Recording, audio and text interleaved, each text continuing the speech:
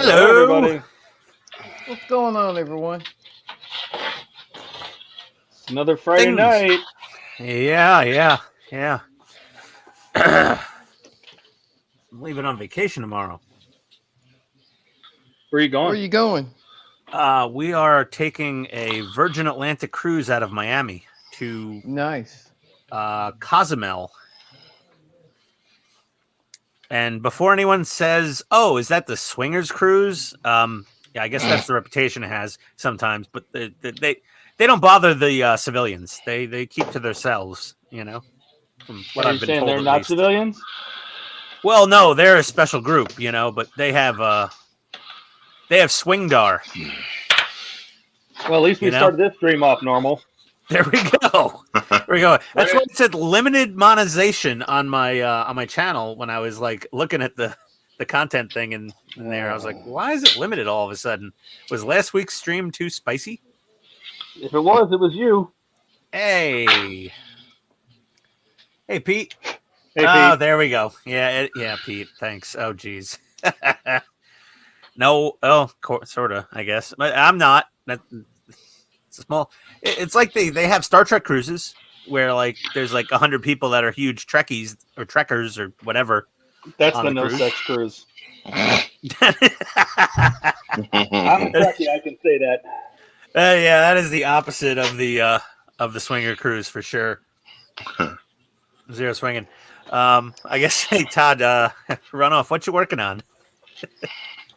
I am. Let me get Eric's comment because he said he was going to be here and then he bailed on us and now he's falling asleep. So he's saying hi. I am working on the rest of the paint work for the Titanic. I am cleaning up my grand staircase. Ooh, nice. So I painted the linoleum floors. These would typically have brass runners on the edge of the steps, but I don't know if I'll be able to get there with a pen or that you'll be able to see them. So maybe some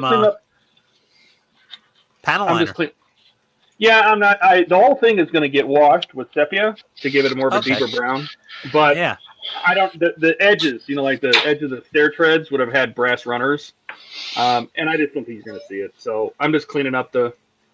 I have all of my winches that I've painted and given them washes and everything. So after that, I'll bring out the airbrush and I'll paint the decks, and then we'll put it together.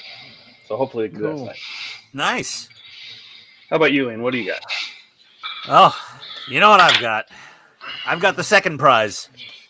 I got some finish work done in the saucer as far as sanding and priming and fitting. And got the gaps and the lips pretty good. She's looking okay. Sensor bands, I'm not worried about sanding them off because I'm going to do sensor band decals from JT Graphics. I got to order from... It's Cult still TV, nice man. to have the depth of the molded sensor bands, though. Yeah, but she's looking okay. After enough coats of paint, I think the depth of those sensor bands is kind of gonna sort of vanish anyway. Nah, for the most part. But yeah, there's that, and then I started working on the pylons and the cells, and I got to shove like 6 circuits of wires through these things, so I've been filing out grooves in the base of the nacelle so I can get at least 6 28 or 30 gauge wires through the bottom of each one. And I think I'm going to try to dry fit the pylons, nacelles, and the secondary hull together tonight just to see how that all jives. But yeah, next up, is that Mark? What are you working on, Mark? Well, the usual, the Pearl. Fixing a few minor mistakes from last time. All that rigging. Yeah, and then I'm not sure. I don't think I'm going to stick with this too long. I have a truck kit I want to work on, but I don't know. Well, it's the amount of lines at the bottom of each of those main rigging lines is mind-blowing. right? Like, oh my God. That's insane. That's so nuts. That thing's got more lines and wires than the George Washington Bridge. Well, It looks freaking awesome, though. It does Yeah, it's look amazing. I was hoping to start the horizontal rat lines tonight, but I don't know if I'm going to get to that. Rat lines? Yeah, they're basically the horizontal lines that are knotted to each of these vertical lines, and they use them to climb up. They're used for a lot of different things like that. Yeah. Oh my God! Look like ladders going up the side of the boat. Wait, how many of those horizontal lines do you have to tie on there? Oh, I don't know. Probably, I don't know, 20 on this set. Oh my God! Just going across like that. Yeah. You better put that thing under glass when it's done, because I would not want to dust all that detail. Nah, it'll just collect dust. It's already collecting dust. I mean, it's a great dust magnet. It'll look like the ship at the end of Goonies. Right. Hey, you guys! I had to go take a look at my Victory ship I did a while back. It's probably an inch of dust on it. Oh, break her out. Let's see how impressive the dust pile is. Oh, it's in the other room. Maybe later. Yeah.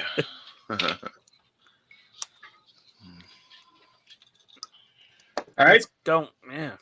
Donnie, Yes, sir. Ooh. what are you working on? More dragon? More dragon. I got that side done.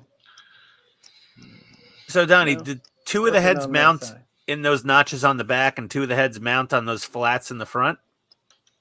No, all four heads go right here. Okay. Like, Oh, the wings go on the back. yeah. Oh, yeah. Let's see. Two of them go right there. And two of them go right there. Like that. Dear God. Thing's awesome. It is impressive, Donnie. Yeah, that Thank thing's you. sick. Still got a ways to go, though. Is that cast or 3D print? It's cast. It's from Reaper Miniatures. Wow. It's made out of like a PVC-ish plastic. Thing is intricate.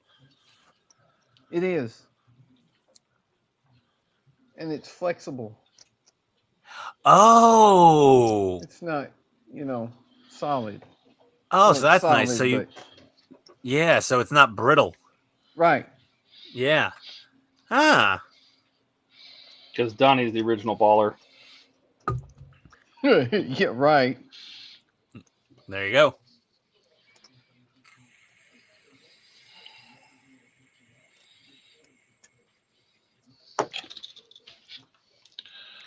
Your painting skill is pretty damn phenomenal, man. Well, thank you. Intimidatingly good. It's like I'm never I going to do know. a miniature. I'm like, it won't be good as Donnie's. I'm not going to bother with this. That's Well, right. Painting minis is what got me back into working on model. Well, you're extremely good at it. Thank you. You think work will let you off duty to come to Wonderfest?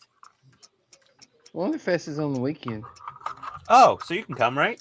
Yeah, What are you, like 2 hours away? something like that. It's like 2.5 or something like that. Yeah, Oh, you could even afford to just like come for the day. that's what I was planning on doing. Oh, there you That's go. what Buck was talking about doing. Just come for the day. What, Buck's further than 2.5 hours, isn't he? No, he's still going to make the drive way over to just for Oh the my day. God. I mean, Fort Benning was a solid 2 hours and change, and I was like, yeah, that's fine for the day. But if it was like 4 hours, I'm like, I'm staying over.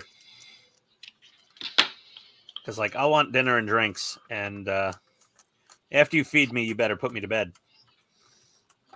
I don't think anybody's going to do that, so you're on your own. You know what I mean? I'm not driving home after a big meal and a few cocktails. I'm just like, nope. Need somewhere to crash.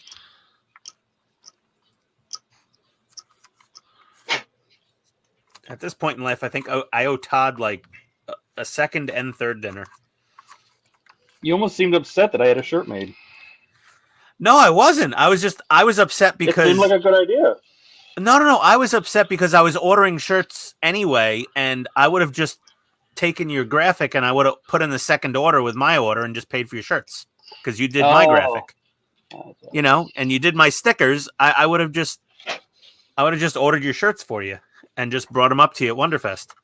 Who'd you do your t-shirt shirts through? Vistaprint, and honestly, they were really nice quality shirts. They're ring spun cotton, even though they're Gildan, which is like the hated brand. Yeah, that's like the cheapest t-shirts. No, but this Gildan, I already washed one, and it came out of the wash great, not pilly, didn't shrink a ton. It was pretty nice. So I was just gonna order your shirts. I got mine from Rush Order Tees. They were really okay. good. Yeah, I mean, there's lots of places that do shirts. There's a ton of places that do good shirts, but yeah, I was only kind of a little peeved because I'm like, damn it, I would have paid for your shirts. It's all good. Good graphic design is not easy to come by, and free good graphic design, well, there you go. You know the math on that one. Well, and I'm not either one, so. But well, you're very humble. So anyone who's at Wonderfest and sees my fat ass with the blue cloud with the Band-Aid on it on a t-shirt, yep, that was Todd's handiwork right there. The original blue cloud design was me in Microsoft Paint. it was a starting point. Don't ask me to design something I don't know squat. But Todd making did it my cool little watermark up on the top right corner there. Yeah. Yeah, I did mine in Paint, and then Todd refined it multiple times in Photoshop. He's the resident HTM graphic artist. Yeah, he's our Photoshop bitch, apparently, you know, to coin the most reasonable term for it. And Todd is always willing to help to a fault. Yeah. Yeah. But that's also being an IT person. Hey, Nikos. Is it Nikos or Nikos? It looks like Nikos. Or Nikos. Like, hey, Nico, what's up, buddy? I'm thinking it's more Goomba sounding. It could still be Nico. Hey, Nico. Nah, I think it's Nikos. It's Nikos. Hey, Nico. And Pete, yeah, I'm sorry. We're talking with some weird, funny tongues over here. You failed Boy Scouts and can't tie knots. Yeah, I never made it into Boy Scouts. I was a Cub Scout. Never did Boy Scouts. Yeah, I couldn't do either. My dad was like, "How much is all that crap? You're going to Little League. We can afford that." So that was it. I think my mom just wanted me out of the house for a while. Oh, what was she doing? Don't want to know. I taught my mom to let me do Cub Scouts. Then when it comes to Boy Scouts, she was like, "Wait, there's more." How much is that? Oh no! Ah! I hope I didn't screw something up on my shuttle bay. This thing's got so many little tiny wires on it now. It's like a death trap waiting to happen. There's just wires everywhere. I just kind of glue them all along the bottom and the top. Yeah, I got to put more lights on this shuttle bay. I'm probably... Oh, no, I ripped the lead out. Oh, son of a... Where did that come from? It'll go back. Oh, no, bad, not good. Oh, no. Oh, no. I've got to grind this one off and put a fresh LED on it now. Oh. Let's see what you've done. Just solder it back? No, it's under resin. It ripped right out. It's this last LED right here. Oh, God, I'm done with life. This is one of those rage moments where you just want to start throwing things across the room.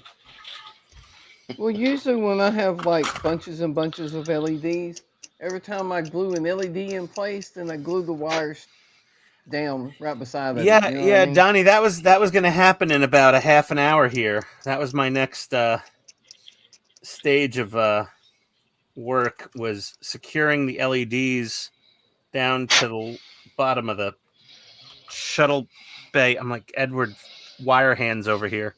I do it like 1-to-1. Put one LED on, solder the wires. Glue the wires. You know, I'm not as good as you, Donnie. I'm not as good of a human or a modeler. No, that's just experience from me ripping plenty of wires out. Oh, no, I've done this before. I just don't learn from my mistakes, unlike most people. Yeah. Oh, my God. All right, well. I'll get to repairing this shuttle bay in a bit. Man, all those leads are all just shrink wrapped together and soldered together already. Okay, well. Okay, for another day. Thank God I'm going to have a relaxing vacation soon. Because otherwise, I would just... Are you going to take the Enterprise to work on while you're there?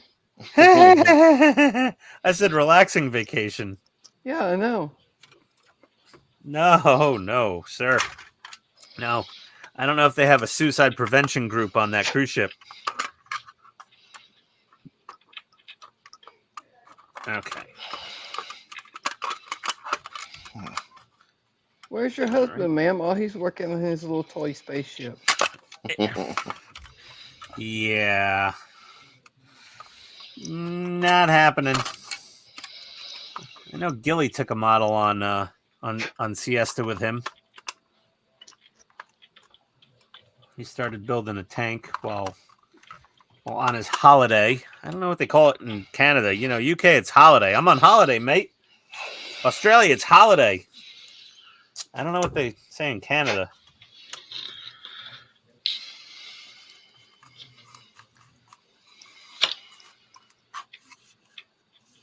Not sure what the term. Back to dry fitting.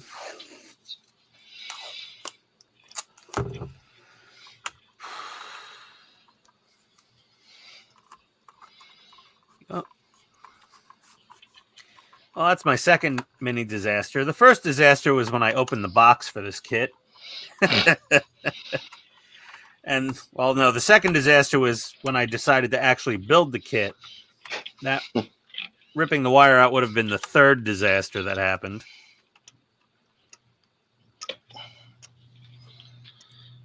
Well, then build something else. I was planning on it. I actually pulled out a Gundam model from the cabinet, and I said, you know what? I'm just not going to touch the Enterprise tonight in the stream, and I was just gonna work on this 100 scale Dija from Mobile Suit Zeta Gundam. I was thinking about that, but I said, screw it. Maybe somebody wants to see the Enterprise, and Donnie loves Enterprises. I like the Enterprise. Well, now I remember only about 5 people watch the stream, but I don't know. For some reason, I still decided to work on this thing like an idiot. So well, your disasters make for good entertainment, so they do. When I rip things apart and F up, everyone enjoys it. It's thoroughly. Oh my God. Okay. Your pain is our enjoyment. Yeah, well, you know, that's what your I'm here pain, our for. gain. Something like that. Ah. Okay.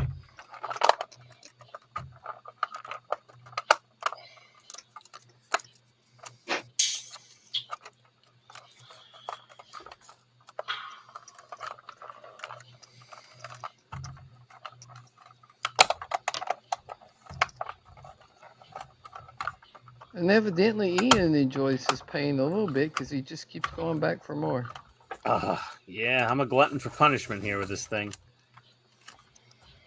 I just want to tape this pile of plastic garbage together and sort of make something that resembles the secondary hull in one piece. Make sure. Oh, this thing is going to be super, like, weighty. Like it's gonna wanna sag I'm gonna need some like 5-minute epoxy to assemble this thing, I think. I'm gonna need reinforcements.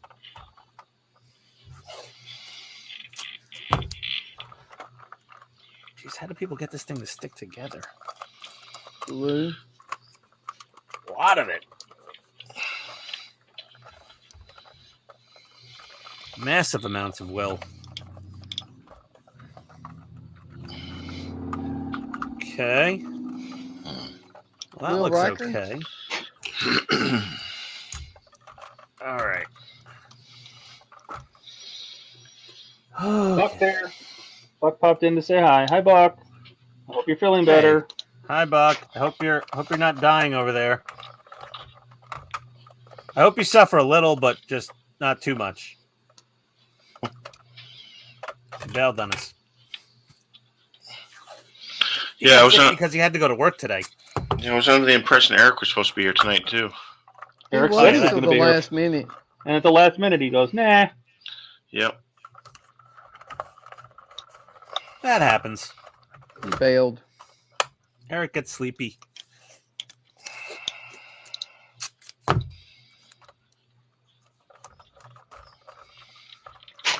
He complains that he never can sleep, but then he's going to sleep during the stream. The only time he sleeps is when we're streaming. To be fair, the only time I sleep is when he's streaming. So. Oh, Hopefully he watches this tomorrow. That was a good one. Yeah, he'll text me sometime tomorrow. I heard that. All right, that's stabilized things actually. Putting the front of the rear half of the deflector dish housing on there. Jesus. Oh my God. This is going to need a lot of epoxy.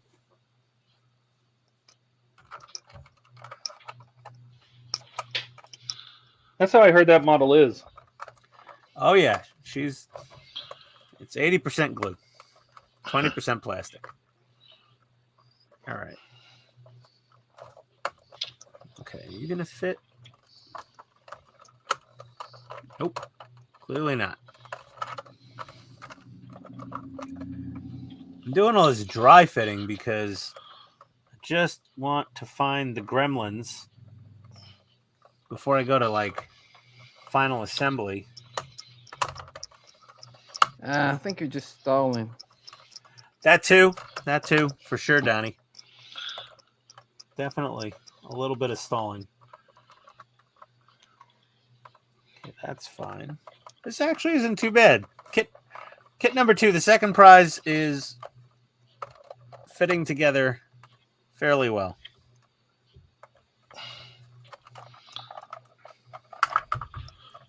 Oh, hitting the camera. Oh.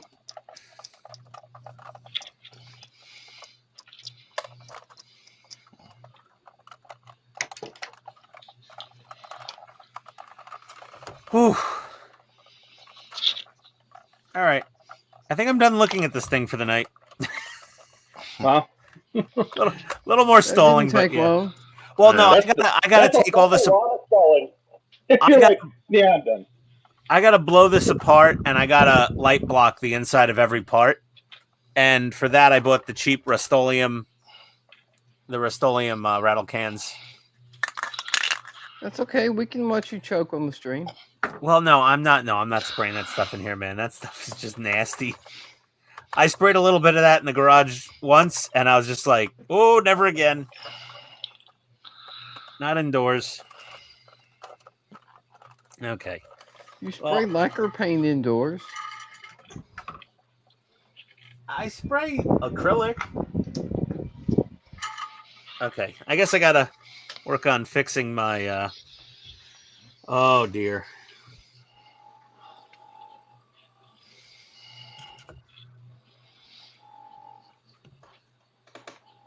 Well, I gotta get that off here somehow, and it's glued down with stupid UV stuff.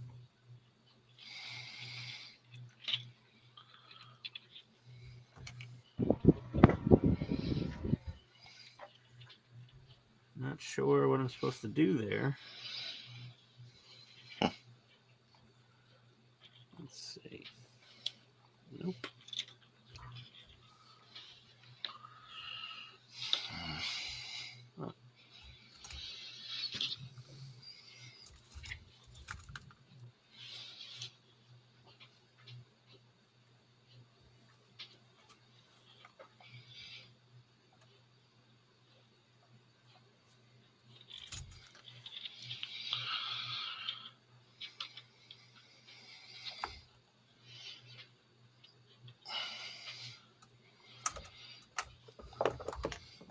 Kick on the power supply.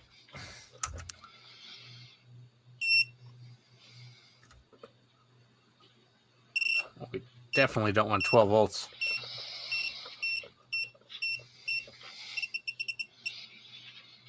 Well, no, then you can just grind them all out and start over.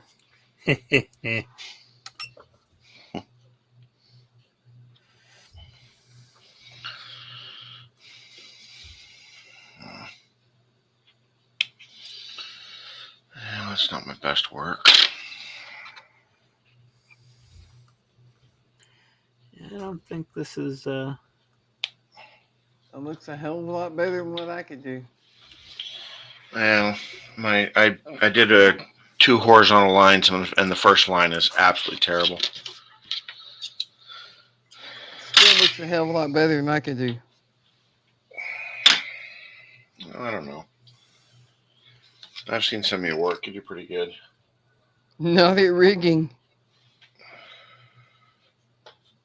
The first ship I've ever rigged is still not complete. So he means the first and last ship he ever rigged. It's a Exactly. It's a big process, though. To be fair.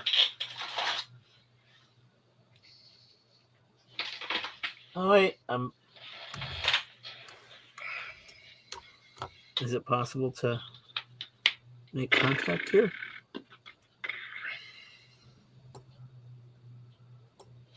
I doubt it.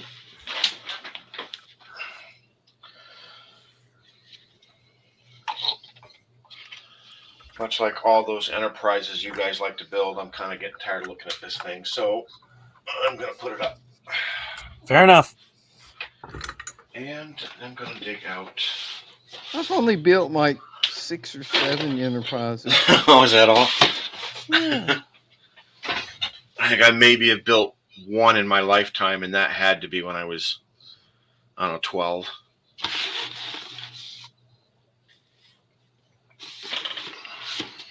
I still have that original series Enterprise in the box down here. Oh, do you? Yeah. What, Polar Lights 350 scale? I don't know which one it is, to be honest. No, yours is the 650 scale, ain't it? I don't know. The anniversary edition? Yeah, some kind of anniversary thing.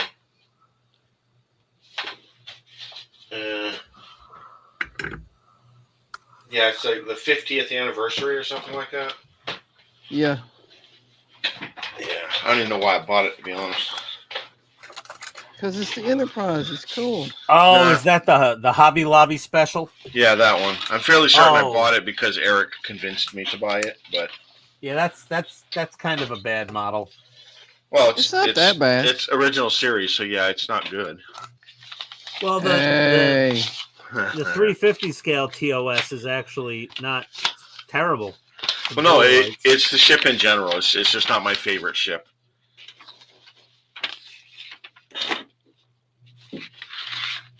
Oh, wait a Given second. I might be able to salvage this light. Oh, Is it possible? Did you get it to light? I did. I stripped the wire back, and I've been rubbing it around. Oh, Jesus, that sounded bad. But I seem to have got it to light. I'm going to lightly, very, very lightly sand on the top of this resin here. And let's see if that... God, I hate this camera. Okay. What camera is it, Marv? I don't have any idea. I have a spare Logitech if you need one. No, it's on the same line as a Logitech. I just don't remember what it is. It has the ring light around the lens. Oh, gotcha. It's decent quality, but it's just in my way. Yeah. Banging my head on it. And Oh, is that the Razer camera? I don't know. Like I said, yeah. I bought it pretty cheap. It's supposed to do 1080, but it's just the fact that it's in my way. It's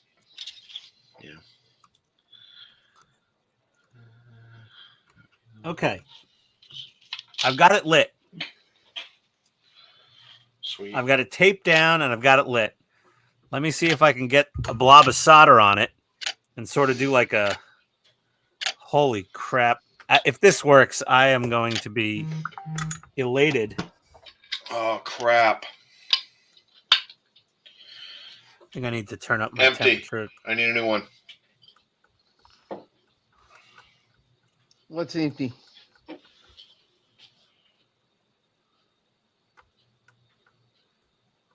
think he's saying his beer. Yeah. I got to get a new one. I'll be back.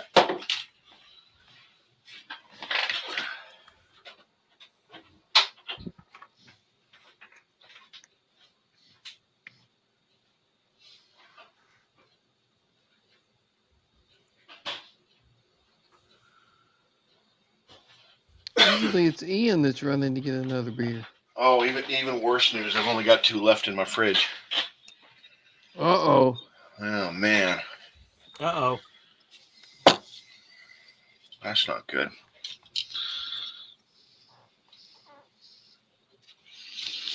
You know, I started this, I don't know, 2 months ago. I forgot where I left off. I've done that before.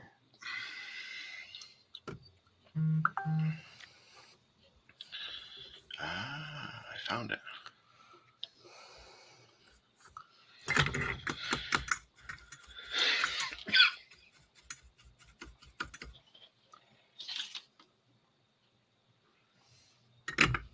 All right. I'm not sure if that's going to work or not. Sure But- it will. Gotta have confidence. Oh, that's really ugly. All right. Well, No, I think what I'll do is throw another little blob of resin over it. So did you get it soldered? I kind of sorted it, I think. But if I can get a little tiny, little smidgen of...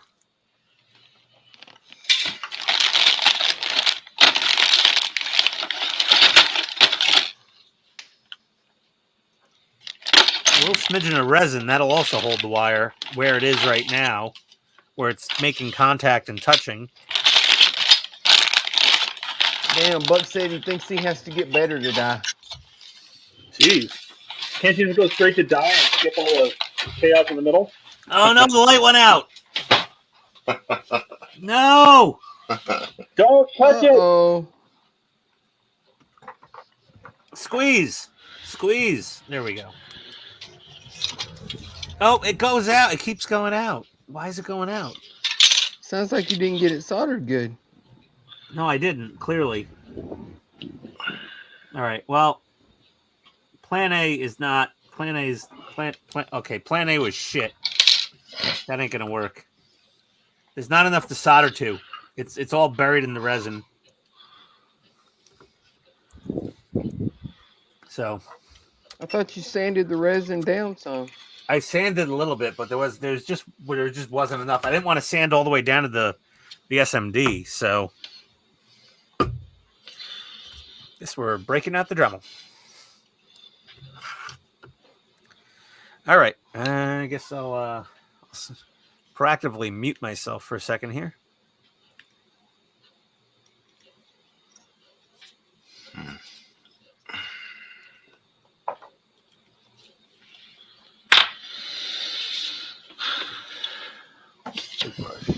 Brush.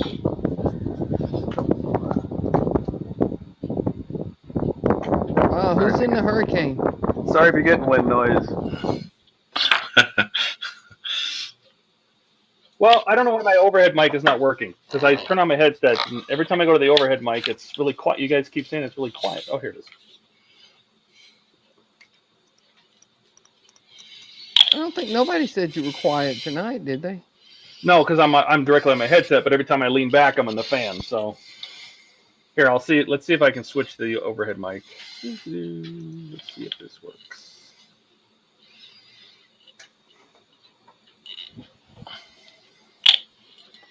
Is that better? Does it work? Yeah, it is quiet. Right? It's quieter than the other mic. A little bit. Is it better now? A little bit. Some. Interesting. It's set to automatically adjust mic volume. That yeah. I get really close to it. Is it better? Oh, ASMR. If I just talk really quietly here and there. Gonna have to give me a few minutes. Well, we are trying to put Eric and Buck to sleep, so I guess that's Okay, yeah, that was getting a little weird there, guys. But okay, you know, carry on. HTM ASMR. I guess you I really don't own the rights to the weird, Ian. It's not just you. Yeah, I do think that sometimes. You joined the wrong group if you want to be the only weird one. No, I just assume that's my place in life. So the extreme oddball. All right, so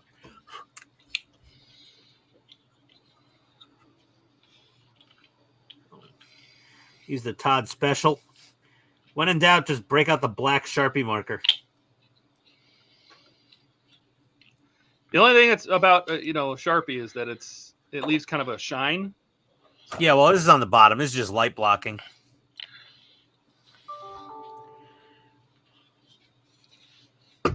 It's not really meant to do anything else, and that should be fine. I've never tried using a Sharpie for light blocking. No, I had a couple scuffs. I was worried that I scuffed my light blocking a bit. So now I gotta find some more LEDs. I think I bought, did I buy enough or am I short? If I'm short an LED, I'm going to be very, very upset. Oh no, there we go. I bought 2 10-packs and I bought a 20-pack. Oh no, yeah, white. There we go. 0805s.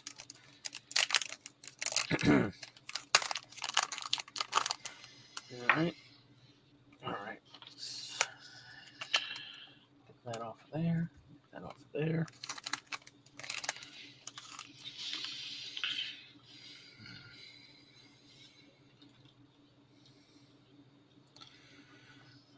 Those little grains of rice. These things are so tiny, these 0805 SMDs. Man, they're small. They're not that small. I mean, they're pretty small. They're smaller, I know, but they're pretty tiny. A lot smaller. Yeah, Donnie, I know. I'm not gonna, I'm not gonna follow you into the bathroom when you're not looking. There's always smaller, boys. No matter how you feel about yourself, just listen to Donnie. But my wife tells me that doesn't matter.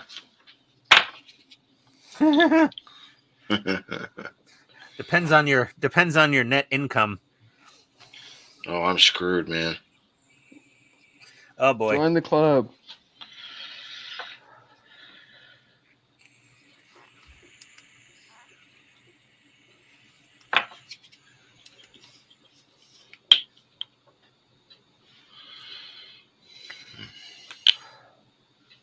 About 2 weeks, I'm going to have another one of these Ghostbusters belt gizmos to build. I'm looking forward to that. Oh, you bought you another one? I got the brown one with the proper brown circuit board that more closely resembles the actual circuit board of a Sanyo 808D calculator that they used to make the original props. And the original props didn't light up. So why does yours? Because Ectolabs knew he needed to make it have some kind of party trick to sell them well. and it wasn't that hard. He built there's a little Arduino controller back here, and a bunch of RGB LEDs. So you wanted a slightly more inaccurate prop. Well, it's called idealized. That's the term, Donnie. Idealized. In an ideal world, inaccurate. In an ideal world, the props would have worked back in the 80s and lit up and did something.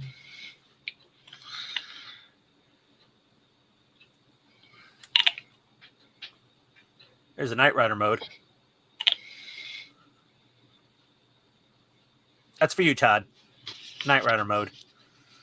Why is it for me? What did I do? You're building a Knight Rider. Oh, yeah. You're building Kit. He's building a kit. This guy's such a nerd. He doesn't even know how many nerdy things he's working on at once. Oh, God. And then I signed up for I have the LaFerrari, too. What God. What I like is he just went right to, what did I do? Yeah, really. I'm just riddled with guilt. Just another fraction of a mortgage payment every month. Todd, nothing to worry about. Yeah. Right? I'm like strongly considering that G1-ish Optimus Prime. I would love to build that Optimus. But I still kind of want to do the T800 more because it's got that giant pulse rifle with it at the end.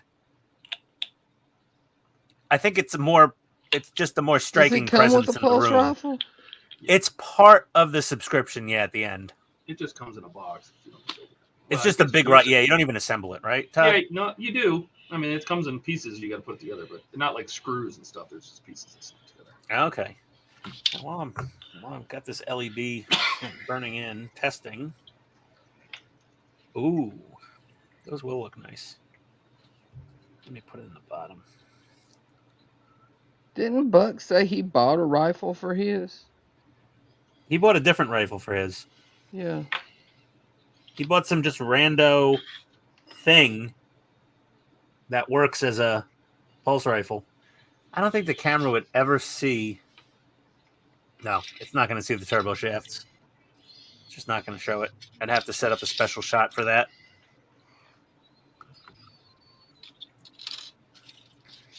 I gotta get a couple You'd more have of these to little turn tiny... off the everything. product photography mode. I'd have to turn off all the lights in the basement, basically, for that to show up.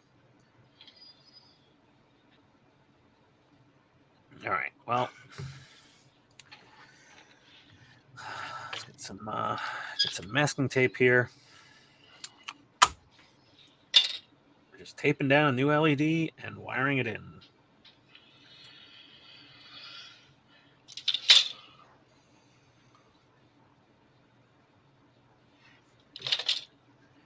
You son of a... I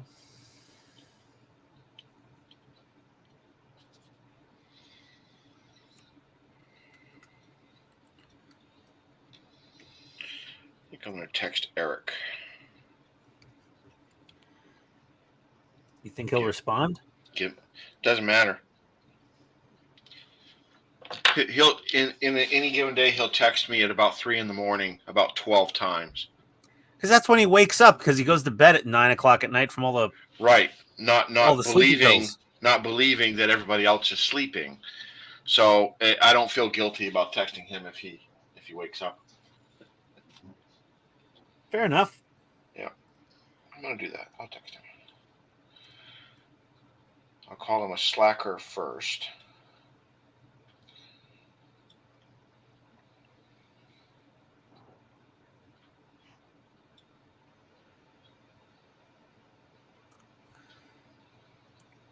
Yeah, just text him like 50 times during the stream.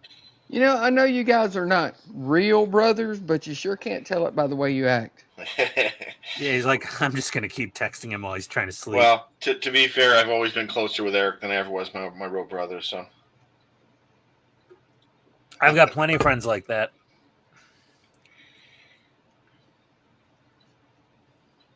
My real brother turned out to be a dweeb and not a nerd, so we just don't get along.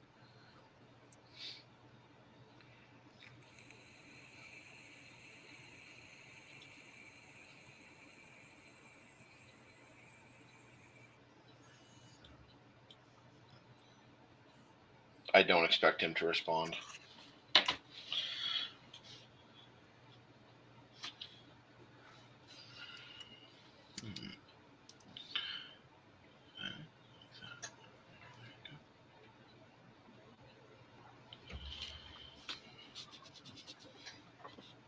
I gotta buy some of that SolarRes super quick Hey, Bilge. stuff. Yeah, Uh-oh, that Bilge is here. SolarRes is sweet. Bilge, the original Muppet. How you doing? Bilge, you missed my major failure before when I ripped the lead out of an LED that was already resined into the floor of my shuttle bay. Oops. That was pretty epic.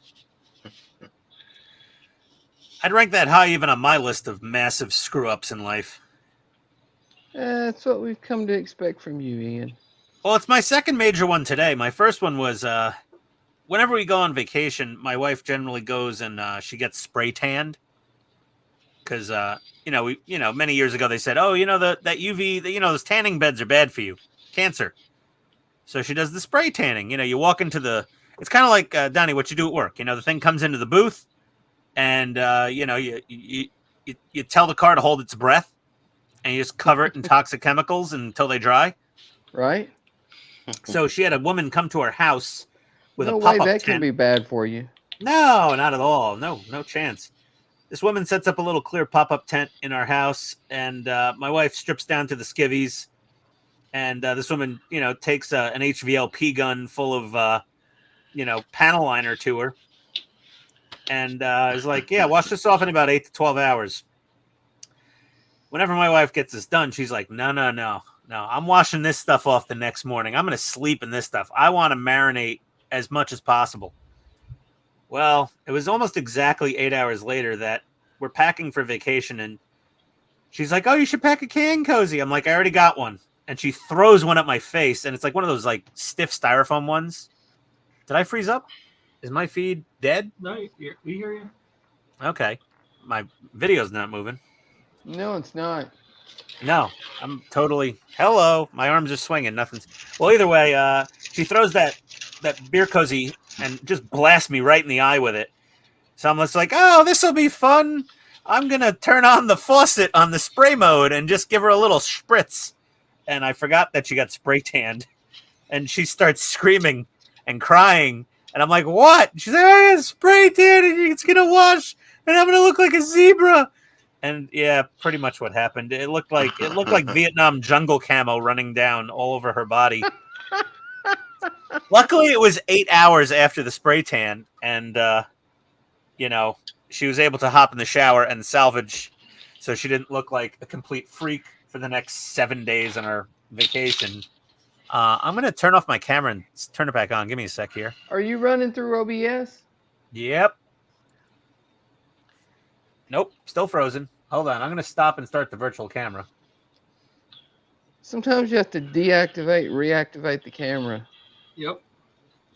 I'm just gonna close OBS. I'll be right back. For some reason, one of my Logitech cameras, every now and then I have to unplug it from the USB and plug it back in. I do that every single day. Every time we stream. Mine have just always worked. I just leave them plugged up and get ready to stream, turn it on. But the last few times, I've had to unplug and plug back in that one camera to get it to work.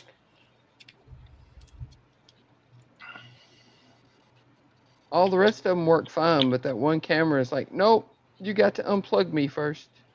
I think I'm going the same route. You can hear me, right? Yes. Yeah, okay. Hold on. The camera shut itself off. Okay, so I'm connected to streaming. Oh, stupid Play Memories opened. Leave me alone, Sony software. Let me reopen OBS. This is the first time that happened, I think. The battery's not charging. This happened before, but the battery was charging. It says it's plugged in and charging.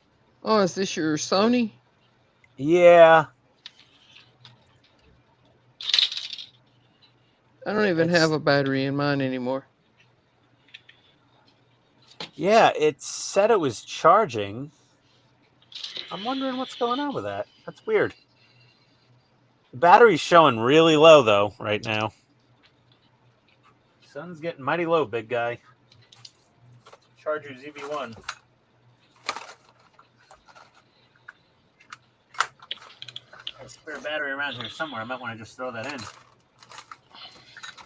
If not, it might be a sign that I shouldn't be streaming the night before vacation. That's And why I I can't bought the find- little battery replacement thing, you know, that plugs into the wall. Oh, so you have a USB going into the battery bay as well as the regular USB port? Well, I have a wire that goes. It's got a dummy battery, Yeah, exactly. and then a wire that goes from that to a little brick that plugs into the wall, and then I have the HDMI cable going to the computer.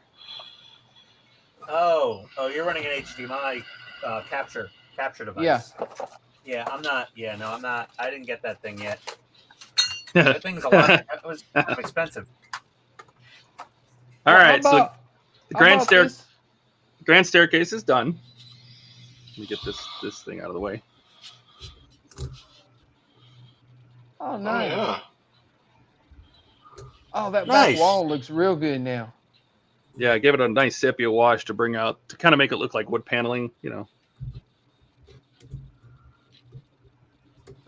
Battery exhausted. That's looking good, Todd. No, you're well. Never mind. You unfroze. Oh, I'm done. Oh, Jesus. Hold But on. no, I bought the HDMI capture device back when I was trying to use my Canon 60D. And turns out it just has shit HDMI output. So Well, I gotta do something here. This thing is not cooperating. hey, Todd, didn't you have that problem one time What's that? with it? What? Said it was Oh, charging. with the but battery, it won't- the battery would die. Yeah. Because if the battery dies, if you know, if you don't have a really good USB cable and a USB cord and power supply and everything, it'll slowly discharge the battery while you're using it. You know, How did you fix it? got really good cables and a really good USB power strip, so I added the gold to the top of the banisters. Oh, nice.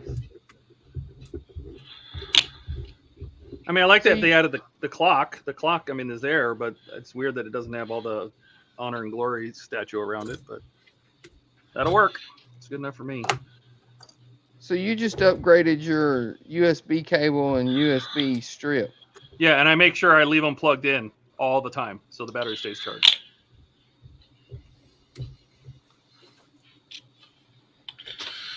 Because I used to turn them off, like to unplug them when I wasn't using them.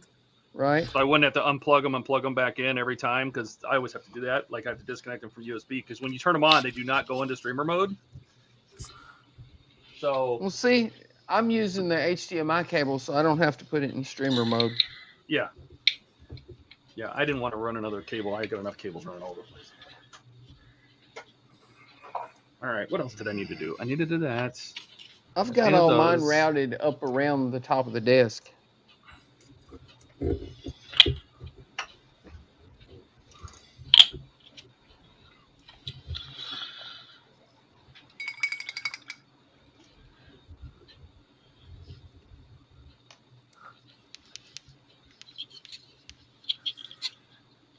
All right, we're going to try this again.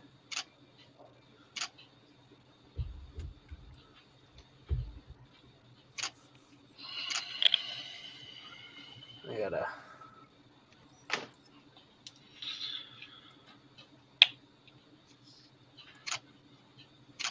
Nope.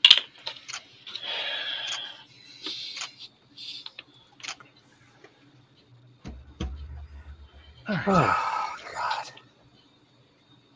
Still not working, Ian? Okay, I think I'm back up and running. Let me get off of big. You look upside down. Okay. Oh, there we go. Yeah, she's working again. There we go. Good God. All right. That was a pain in the ass. What'd you do? Put the backup battery in? I put the backup battery in, and I have an icon on the on-screen display of a power cord, so it's supposedly charging, but maybe I've been using this thing for like how many streams now, and it's been fine every time. And for some reason this time I guess it just wasn't charging enough.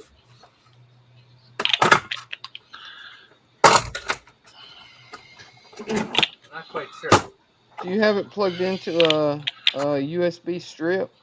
No, I have it plugged right into the front USB high speed, high output power port on my little mini PC.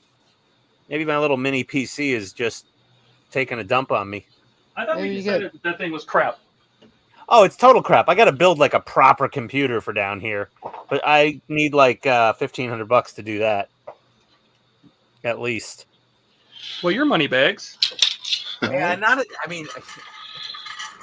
always, not all the time. You're not money bags all the time? No. This is all medium pimping. They did an equity share offer at work, so yeah, there's no money bags right now for a while. Equity share. Yeah, they let you buy more of the company you work for on occasion. Why would you want to do that? For when they sell it. You hope it's more? Yeah. Is it usually more? In this case, it's been going well.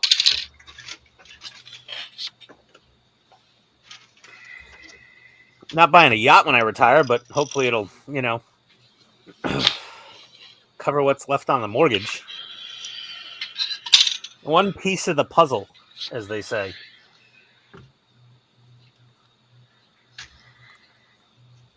And Moneybags also might have made a rather PC builder level pre-order purchase last week.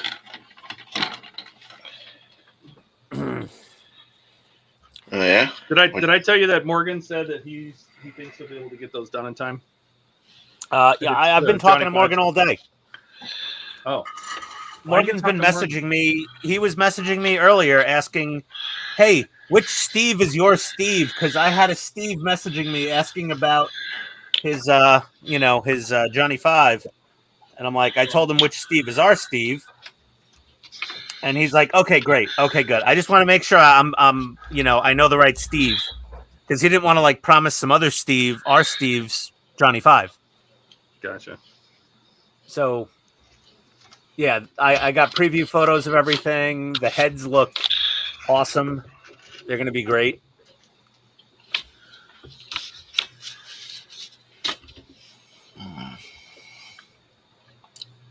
But yeah, so we're gonna have. Did you get a second one, Todd?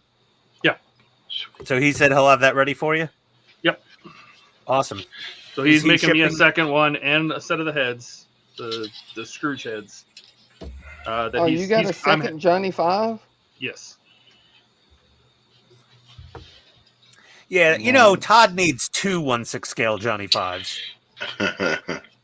Honestly, I would have done the same if I was at Pimp. I would have done one short circuit 1 and the other short circuit 2. For personal use at home. Now I've got to rewire. Is that solidified yet? A little more. Turn off our output.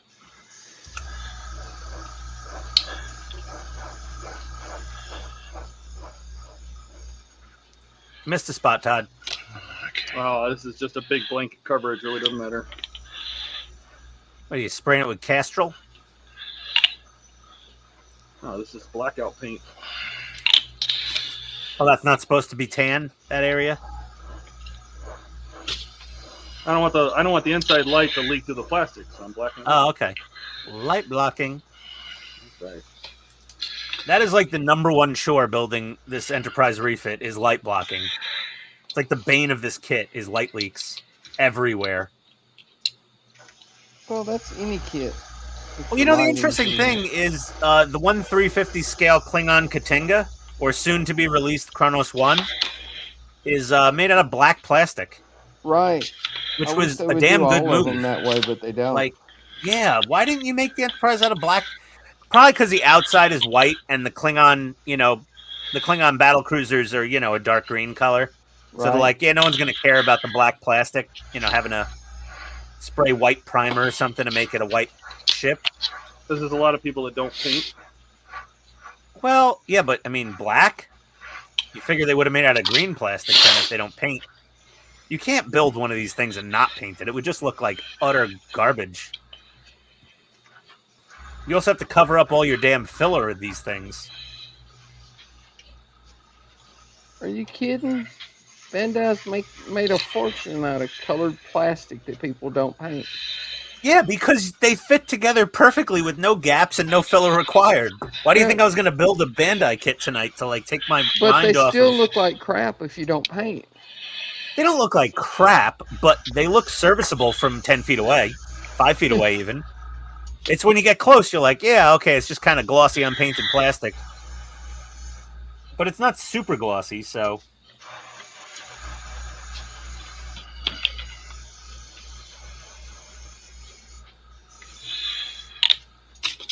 Well, we're going to do a real booger job on this wire. I don't care anymore.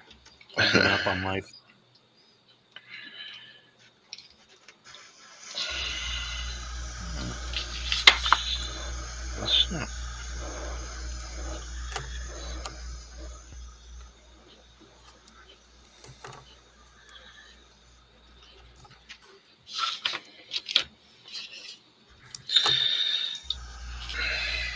Don't care. It's a really small shrink tube. Where's my heat shrink? See ya, Bilge. That was 3 minutes Later, ago. Bilge. God, I have a house to build. Talk about modeling projects. Just like, yeah, later, mates. Got to build a house. Australians, gotta love them. Isn't building a house kind of like it's a big model project? I guess. 1-to-1 scale. 1-to-1 scale. Yeah, seriously. No joke.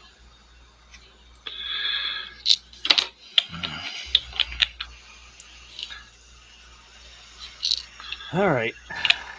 Where's my lighter? I'm setting the house on fire. I'm done with this mount now. My wire. Best way to strip this thin wire is to just burn it.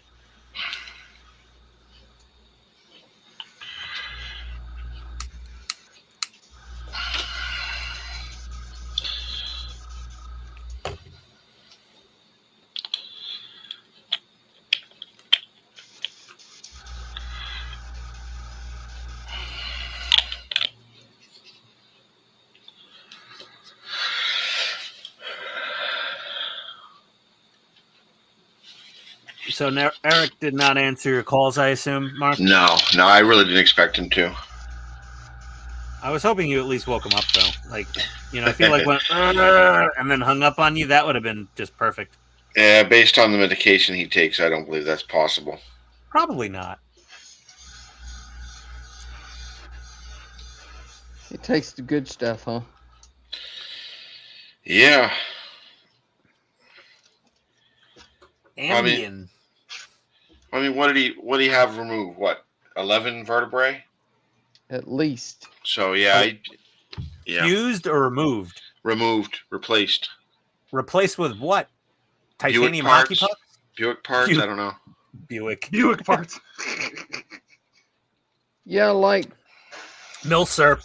9/10 of his back is titanium now. Yeah.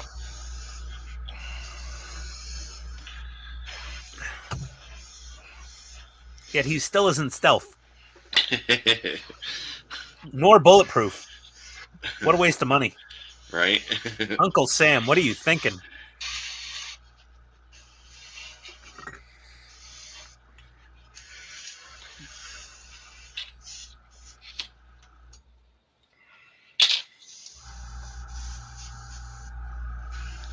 He was part of the Super Soldier program. Special work. Soldier.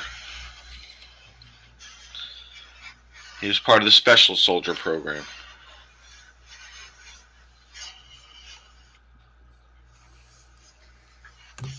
Why is this thing not taking solder? Let's go. Put some flux on it. I don't have flux. Well then, Flux you. Suck it up, Buttercup. Ah. Flux makes soldering just almost work by itself. Yeah, well. I think the flux is still in my wish list on Amazon. I thought you had pre-wired SMDs. Yeah, but I gotta wire these leads together. Oh.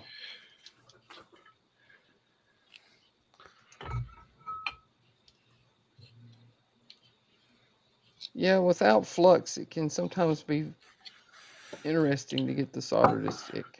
Yep. Get a little helping hand in here to hold her nice and steady.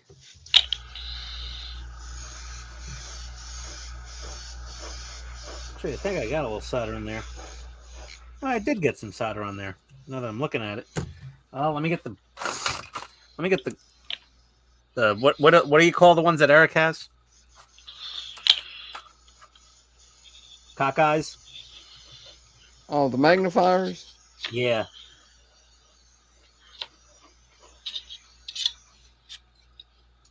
Okay. Yeah, she's soldered up. She's good.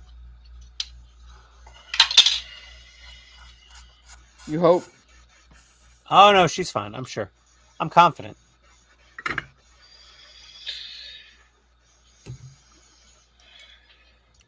That one's good. I just got to do the Ian's negative last lead. words. It's always good, I'm sure. It's all good. It's fine. It's going to be great. It's okay. Don't worry about it. We're all good.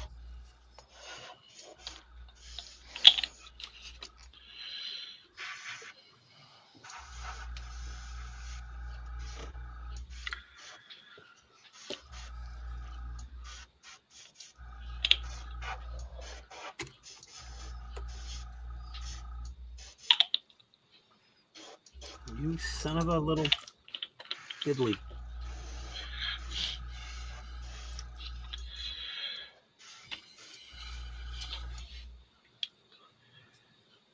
I don't even need to cut this. I'm just going to strip it right here.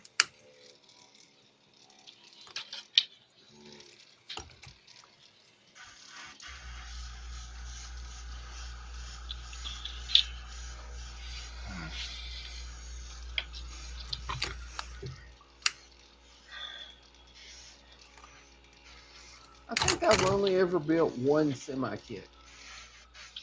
That's become the majority in my collection is semis.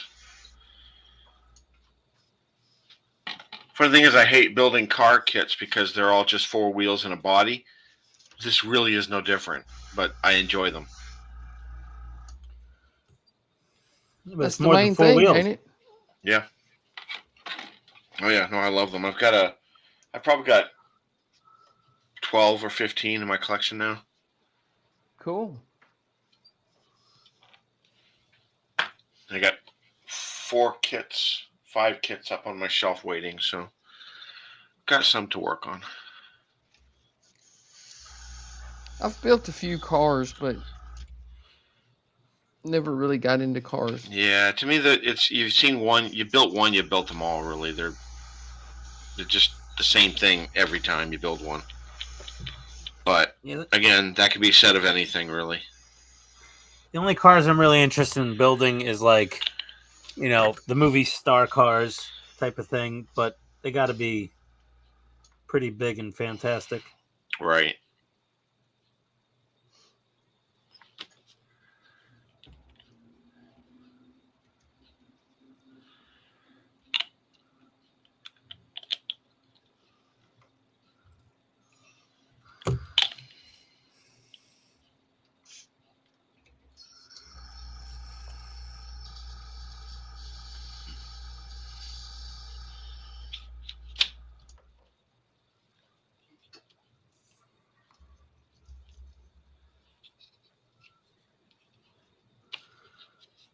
I gotta get some of that flux stuff you guys have been talking about.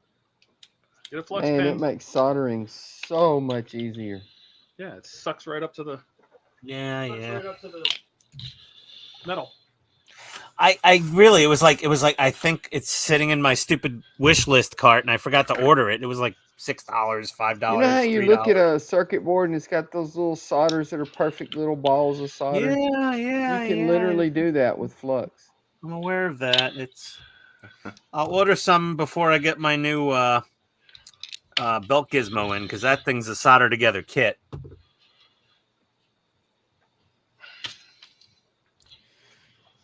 Okay, my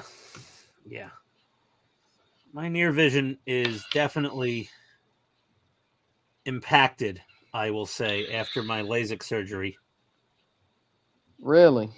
Yeah, it's definitely suffered. I got to get some reading glasses, like some +1s. The doctor warned me about this. He said, "Hey, I'm basically almost 45. I turned 44 this year." He said you're due for readers in a few years anyway, probably. So he said this is just going to accelerate it a little bit. Then I'm going to have to I better test this damn circuit, I guess. If it's going to kill my up close vision, I think I'll just keep my glasses. Yeah, but it fixes up, the distance. Yeah, I'll What just do you need put to my see the glasses on distance when if I you need never- to see that. All you did was swap it. Now you don't No, have to no. put glasses on to see No, far no. away. You have to put them on to see up close. My near vision isn't bad. It's just when I'm working on wires that are this tiny, it's a little bit blurry. That's age. Yeah, that's called getting old. That's TMB. Yeah, Yeah. and that's what the doctor said. And he said, Yeah. you haven't been using those magnifiers more often? And I said, you know what? I have been using the magnifiers a bit more than I used to. And he goes, yeah, you're done. You got to get readers anyway. We're just fixing your distance vision today. Last time I went in to see it, I'm going to be 50 in 2 weeks, and I went in to see my eye doctor. He says, "What makes you think you need glasses?" I says, "Well, when I had to have my wife from across the room hold my medical card so I could read it, that's when I knew." Yeah, that's up a close. problem. The squinting was horrible. Yeah. Mine's the opposite. You can't see far. Yeah, my distance vision is fine. It's the up close. It's terrible. I was saying Donnie can't see far away. He's nearsighted. Yeah, You don't need to see far away. Just never leave the house. Right. You need to see how far away for. So my mother-in-law she's nearsighted, and she's also a very fashionable woman, and she's like, I'm not wearing my glasses, they're ugly. So she's sitting in our sunroom, and my Weber grill is outside, and the grill brush is on top of it. And she goes, "Oh my God, there's a squirrel on your grill." I said, "Phyllis, that's a grill brush." She doesn't need them. She's fine. Yeah. She's fine. All good. Nothing to worry about. Nothing to see here. Oof. Ow, that's hot. Maybe she just has no need to know the difference between a squirrel and a grill brush. Yeah, but the problem is she drives without her glasses on because she doesn't want to look stupid while driving. Yeah, well, the good thing is she moved out of Jersey and she now lives in Georgia near us, so no one's going to notice the quality of her driving skills while not wearing glasses. It'll seem perfectly normal. Oh, they'll notice. Like Murfreesboro. Yeah, really. Tennessee. I don't know who's worse. They did some ratings recently on the worst drivers in America. Georgia ranked 20th worst drivers in America. I find that hard to believe, personally. I'd be curious to know where my state ranks because it's got to be bad. I think they said Texas has the worst drivers in the country, period. Florida. They said Texas was number one. No, Florida. Well, they said, so you go argue with they. No one argues with they. I am arguing with they. I'm saying they are wrong. Well, they begs to differ. They said Sounds Texas. like Ian is taking up for they. I'm just saying. Are you like their patriot? I'm just saying. They said. They them. No, just they. The old school they, like back in the 80s, you know, they say smoking will give you cancer. Like, it's okay, who's they? Well, you know, they later on they clarified, but still they were like, they. I don't know. I live in a state populated with more old people than Florida, and Oh yeah, you don't yeah, it's dangerous to leave the house at certain times of the day. Like when they all wake up and start doing the grocery shopping, stay off the roads. It's not the old people that are a problem in Murfreesboro. What is it, the meth addicts? It's just the idiots. it's the girls on the cell phones. That's part of it. Yeah. I mean, that's the biggest problem in Georgia. Also, is the distracted drivers. That's everywhere.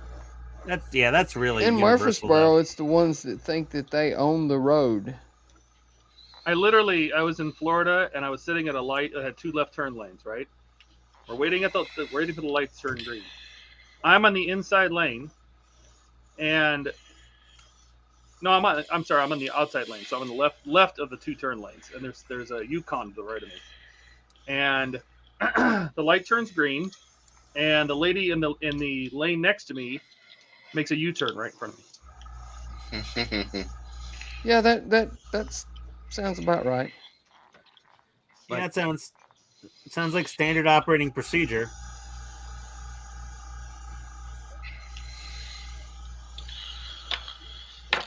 Put some.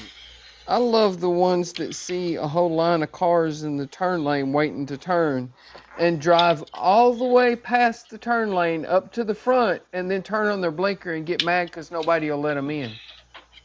Yep. Oh, that's everywhere in the country. I mean, that was Jersey, New York, you name it.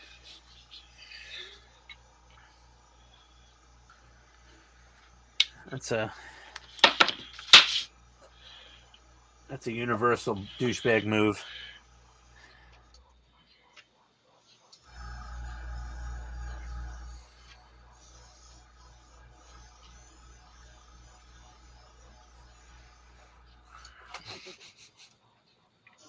Where's the nail curing light? Oh, my wife took it back upstairs to do her nails.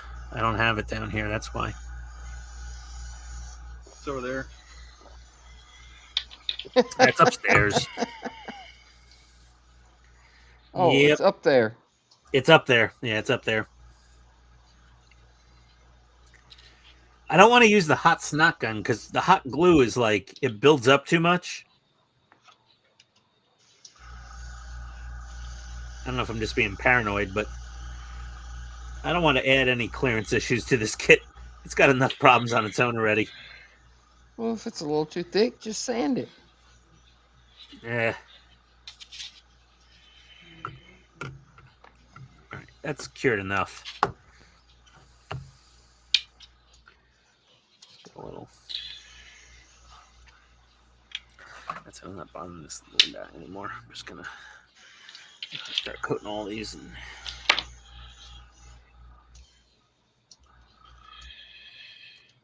just gonna build these all into resin. That's fine.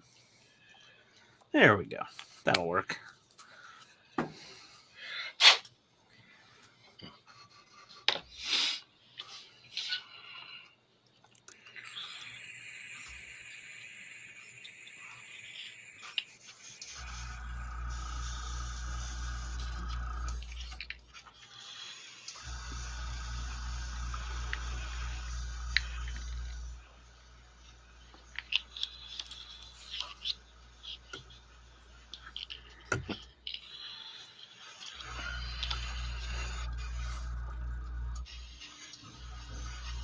I probably got to order the better UV flashlight. This Harbor Freight one works fine. It just takes a little while.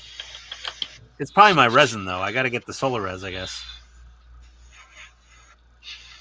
I've never used the off-brand, but the Solar Res works really good.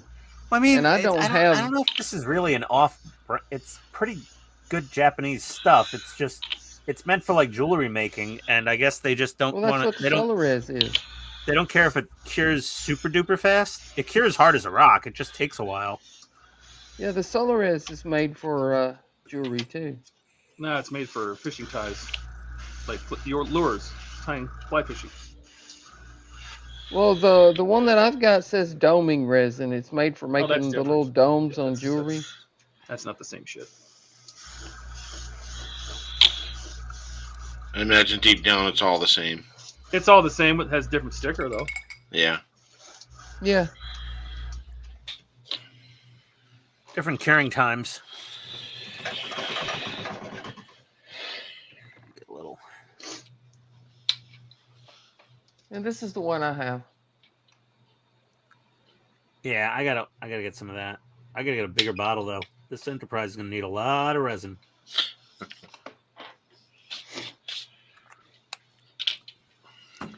Lots of resin.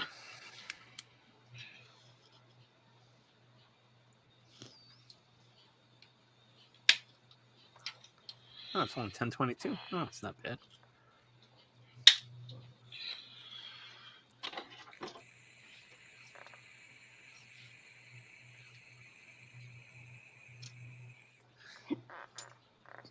I gotta remember to bring this USB earbud setup upstairs and pack it for vacation.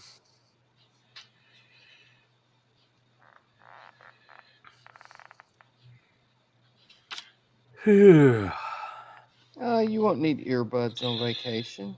I do. earbuds My wife goes to bed early. I'm gonna sit on my laptop watching, YouTube or whatever until 1 a.m. every night anyway. So I don't want to make any noise.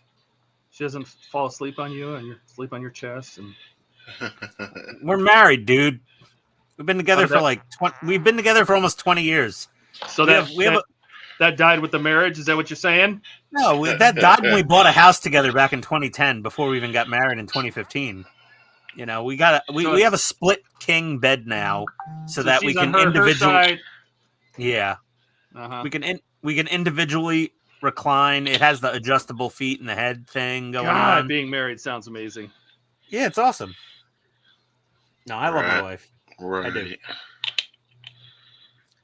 I mean, almost ended my marriage tonight by spraying her with water after she got spray tanned and made her look like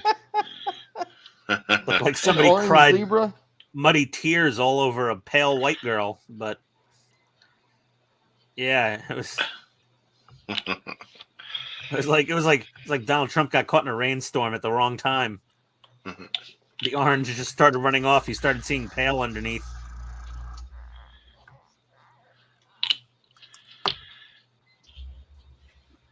All right. Carefuling. Good. Okay. Good job, Ian. Whew. If I break another wire, I just want to have a solderable piece of lead to work with.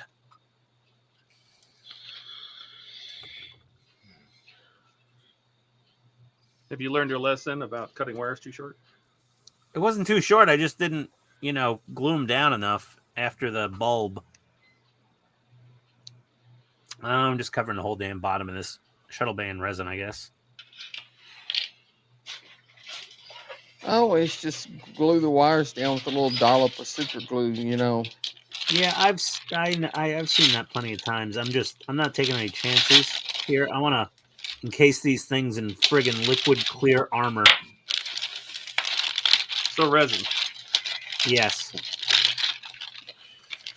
Magic gravity glue. Gravity magic rubber.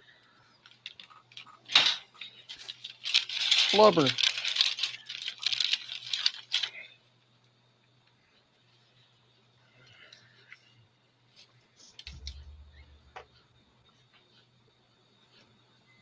Then I'm going to armor this whole damn thing in a pile of heat shrink tubing, I guess.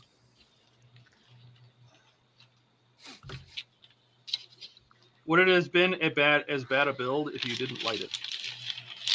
Oh, absolutely not. It would have been way easier if I wasn't lighting it. Yeah, but It's you not can say actually that that for any model kit.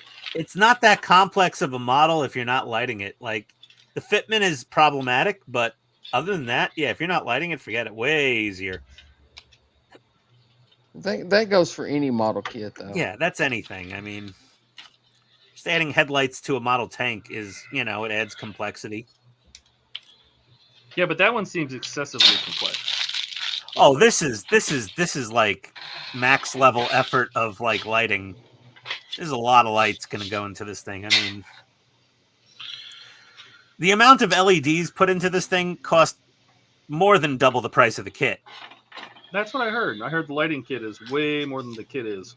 Well, I mean, yeah. I mean, this thing, if you get one of these fancy Bluetooth controlled multifunction movie cinematic light and sound built-in, you know, audio card with stereo output things, the setup is like $400. And the And kit's I'm assuming $100. that's what you got, right? I got the most expensive one available in the world. Of course you did. Of course I did. And he bought the one that came with all the LEDs. Well, I mean, and then we got the, hold on a second, and then I found this thing for the where is it? There we go.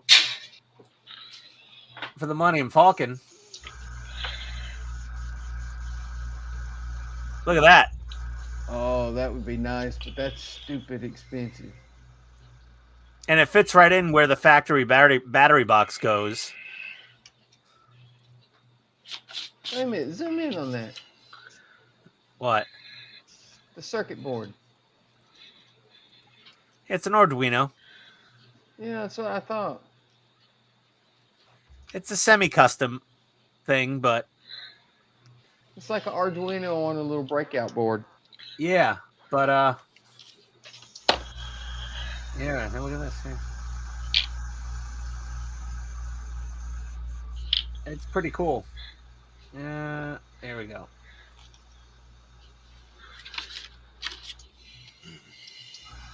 Like it's pretty badass. I mean, the perfect grade Millennium Falcon is like $400, and this kit is like another $300 on top of that, and it's Bluetooth controlled, and it's got the sound and all the lights and everything built into it.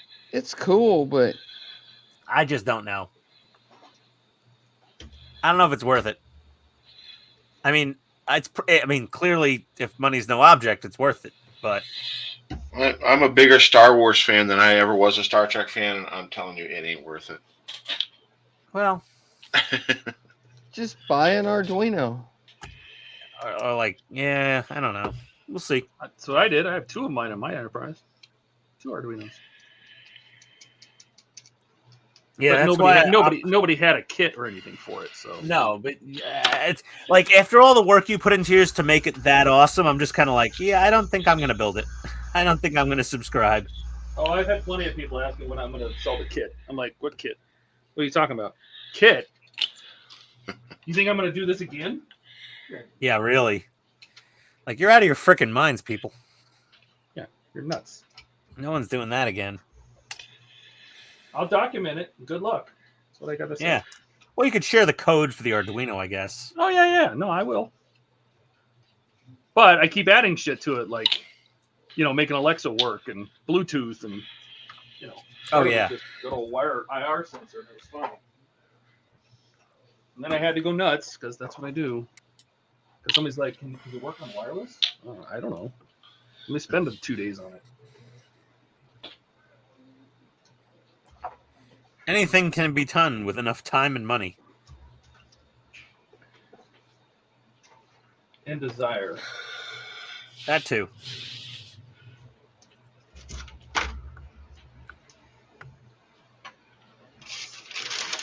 All right.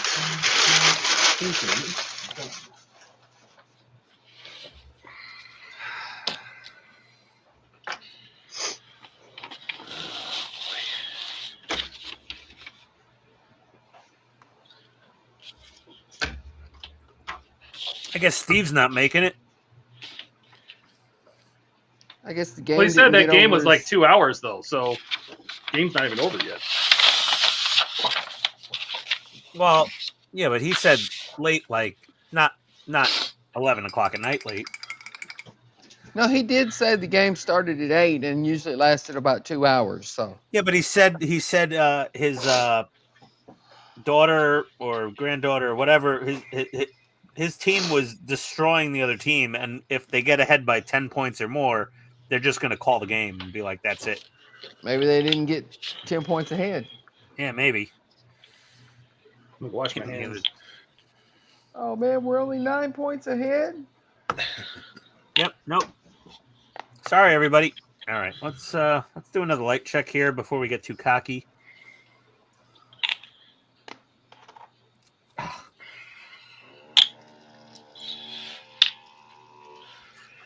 get our negative. Power on. Get our other guys all together here.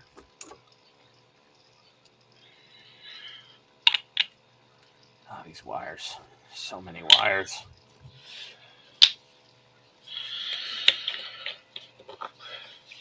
All right, guys. I think I'm out of here. You're taking an Eric pill? Yeah, yeah, yeah. No, a little different with me. At least I made it. Yeah, well, True. there you go. True. You get a participation trophy. Unlike Eric. Oh boy, the liberal way. That's wonderful. All right, I'll see you later, guys. All right, well, Have a thanks good for one, joining Mark. us, Mark. Yep. Have a good one.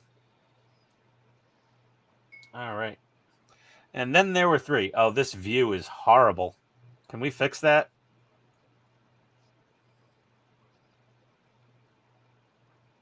Donnie? Bam. That's better. Jeez, that was bad. Like 3 teenage girls like streaming. Yeah. It was like all vertical shot. That was rough. Oh, you know what I gotta do? Get the Enterprise out. No. Well, you Power. said, what do you got to do? Woo! And I was trying to help. Okay, they still all light up. A little more resin right here. Can't hurt. There we go. Dabble do you. Just a dabble, do you?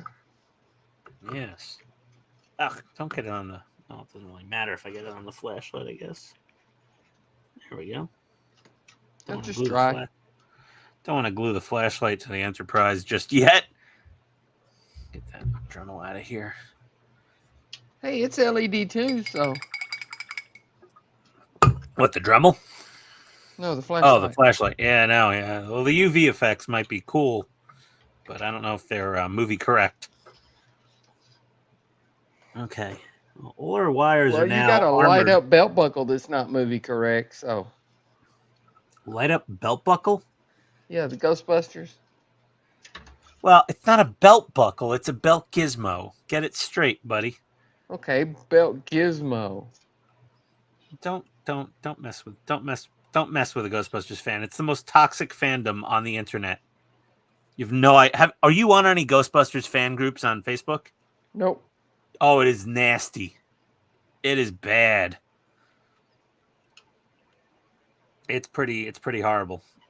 And don't bring up the 2016 movie. You'll just start a civil war every time. What 2016 movie?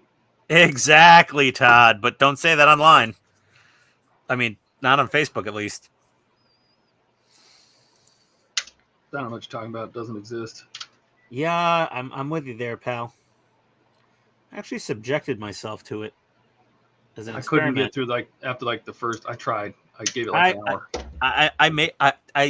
I don't know. I winced through the movie. I think I was drinking heavily, which is really, I kind of forgot what happened, but it was pretty rough. Apparently there was some, feminine hygiene fart jokes involved of things of that nature. I don't know.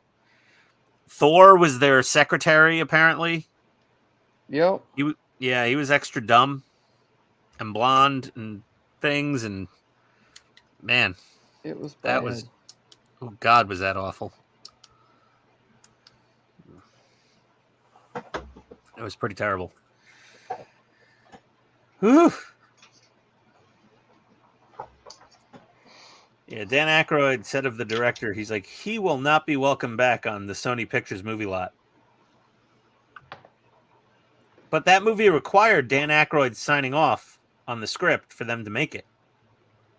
And I think the director pulled one over on Dan Aykroyd and was like, "Oh, you signed off. Good. Now I'm going to make something completely different than you were expecting." And the movies are made in the edit room. Oh, you signed off on it? Script rewrite? Yeah, as George Lucas has said, a movie is basically created in the editing room.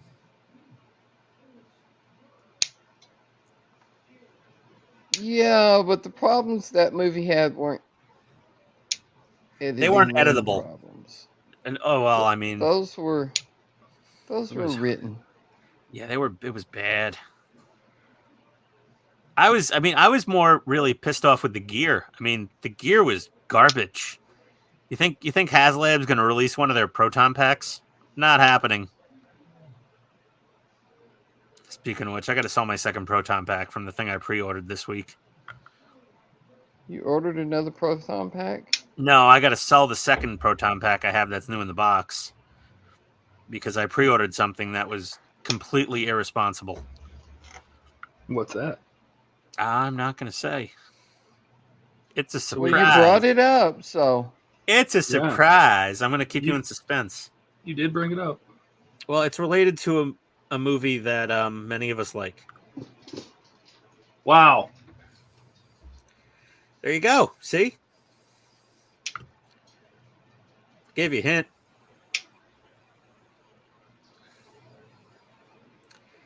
Okay, I'll give you one really good hint. Secure that shit, Hudson. There you go. That's it. That didn't help. How did that not help? No. Todd, you're not a good nerd. You Okay. failed. Okay. Donnie, do you not know where that quote came from? What movie? It sounds familiar. Yeah, there you go. Look it up.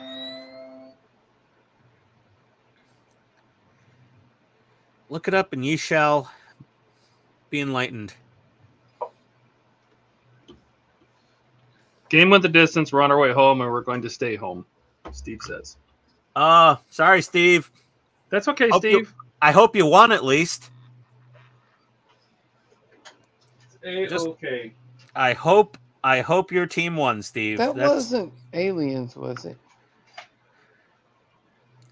Can you...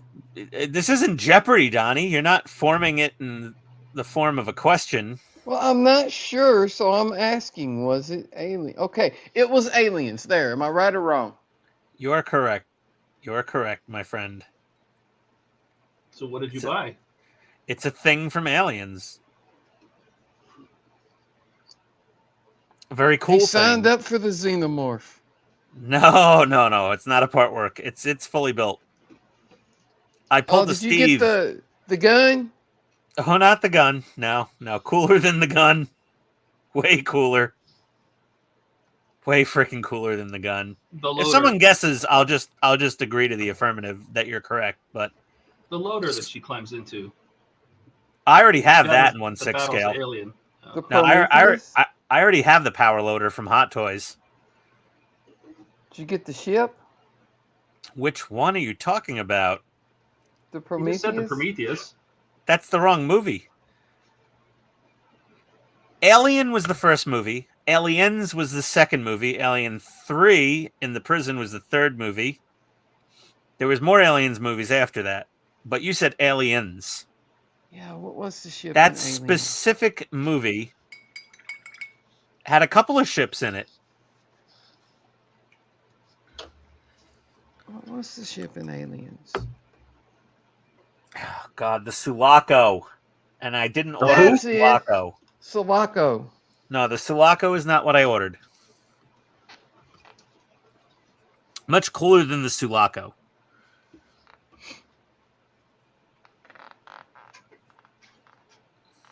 I have no idea then. You guys are such bad Aliens fans. How do you... I wasn't a big fan of those movies. I don't tell you. Oh my God. These things were awesome. The Aliens. Are you going to unfriend me now?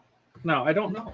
I liked them, but I wasn't, I watched them. I enjoyed them. I never watched them again. Oh my God. I mean, the second movie, Aliens, I must have watched that movie. I'm not even exaggerating when I say at least 300 times. Okay. Well, I might have seen them, couple times each. I think every weekend when me and my best friend had a sleepover, we would watch. During that weekend, we would watch Commando, Predator, Aliens, and Weird Science. At least one time Weird each. Science, I can get behind. Yeah. Every weekend for like a decade. And then we watched on our own multiple individual times, I'm sure. But yeah. They come at night mostly. My friends call me Newt. I did like the little female Marine chick. Which one? Velasquez? Yeah. Yeah. Hey, Velasquez, does anyone ever mistake you for a man? No. Do you? Like, it was, you ever get mistaken for a man? That was a great line. That was Hudson that said that. And Hudson was played by the late, Bill Paxton, which we lost, this year, I believe. Right? Bill Paxton passed away. I'm not sure. He was, pretty famous for being in Aliens and movie Twister, chasing tornadoes with, what's her name? What was that actress in Twister that he was playing beside? Oh, Oh, it was from that sitcom on TV. What's her name? mm-hmm. I'll break out the phone. Somebody's sending messages. No, that's my wife. Nostromo is alien. Solomon is aliens. So says Steve. Yeah, the Steve's in Nostromo is Alien. That's the first movie.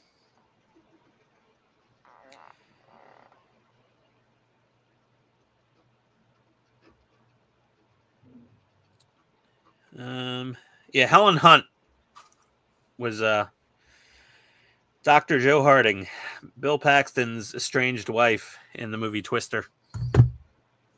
But Bill Paxton passed away this year or late last year, I think. Oh, look who's here. Steve. Oh no, he went actually a few years ago. Apparently, I guess It's just What's a face. up, Steve? Yeah, I had a lot in because you guys put every movie you're talking about. Aliens. Alien, No, it's Paco, Nostromo, and Bill Paxton, Helen Hunt. Steve. If we could actually hear you, Yeah, the connection's pretty bad. we may actually try to correct you. But Bill Paxton was Hudson in Aliens. The guy from Terminator was Hicks. Yeah. No, what? Yes, Hicks. Oh yeah, Hicks was a Terminator. Yeah. Yeah, Hicks was in Terminator. Bill Paxton was playing Hudson. Yeah, we know that. Yeah, the Marines' main ship was the Sulaco in Aliens, the second movie. The Nostromo was the cargo ship, the tow vessel in Alien. I'm not confused at all. I don't know what you're hearing. No, not you. Oh, these two jokers. Yeah, they don't know what the hell they're talking about. No, I don't have any idea. I admit. Yeah. I don't either. Yeah, this is why me and Steve are going to get along fantastically at Wonderfest, because we're like, these idiots don't know the names of the main characters in Aliens? What are they doing here at Wonderfest? What's wrong with these people? Hang a lot of things on hope, don't you? Nah.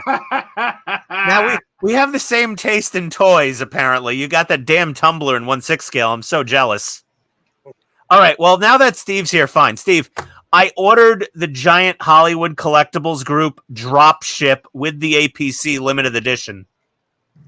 Oh, okay. Nice. The 2-foot drop ship limited from them directly that comes with an actual APC in its belly. Yeah. So, two of the coolest movie vehicles in the history of all movies, I think. The drop ship and the APC from Aliens. Oh, you mean spacecraft? Yeah, maybe. Yeah. Well, and the APC. Come on. That APC is badass. But that is, I watched a couple documentaries.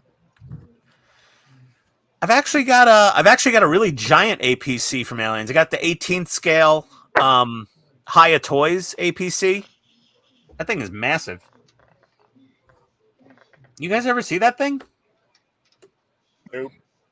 I did an unboxing. It's on my channel somewhere. In the ether. You have a channel? Yeah, I started one a little while ago. You might have heard of it. PITSTAIN Hobbies. Oh yeah. Yeah. There's a couple things on there. I wonder where is my APC? I thought it was just all Tamiya tanks. Oh, and Andy's Hobby Headquarters tanks. Ooh. Yeah. This is not. There we go.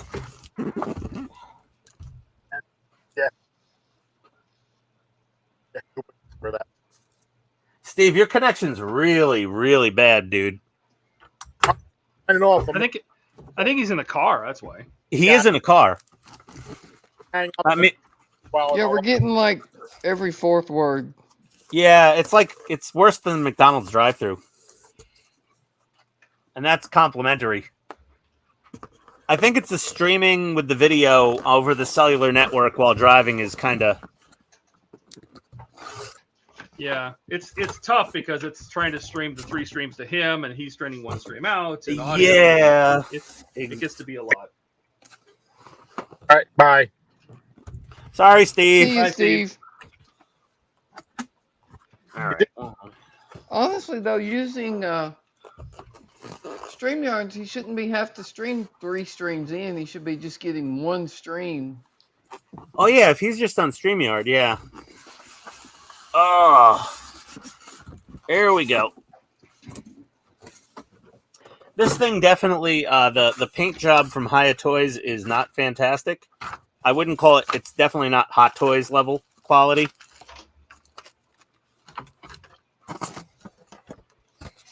But it is nonetheless a very cool thing.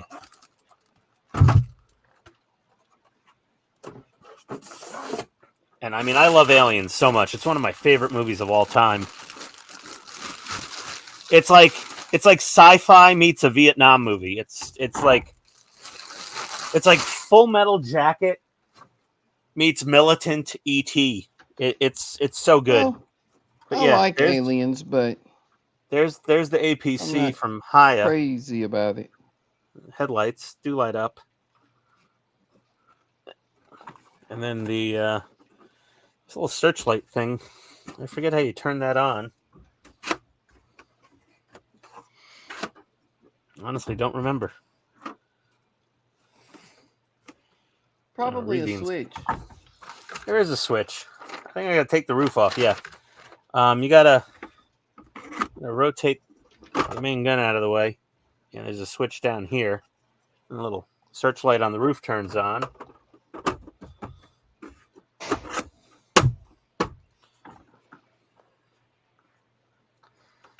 And then on top of that, the gun actually does rotate down and stow in the back, like in the movie. And then the door opens, and little screens inside light up, and you could pop the roof off, and you could actually put little 18th scale Aliens troops back here. Cool. And the back of this even opens up. Like, come on, hold on. Easier to pop it open from the inside. There we go. And they got their little, Six Flags, roller coaster harness bars that come down. But yeah, you could put 8 back here, 4 on the sides here, 1 in the driver's seat. You can put Ripley up front to grind the transaxle when she's running away from the base.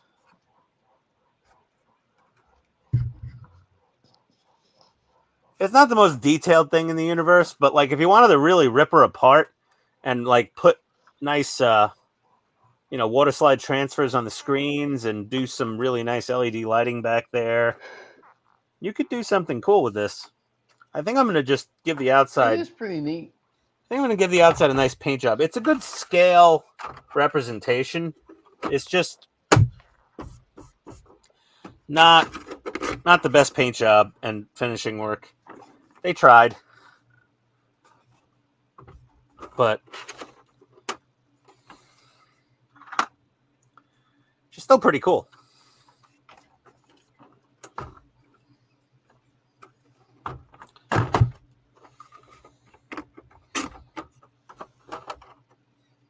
Turn off that.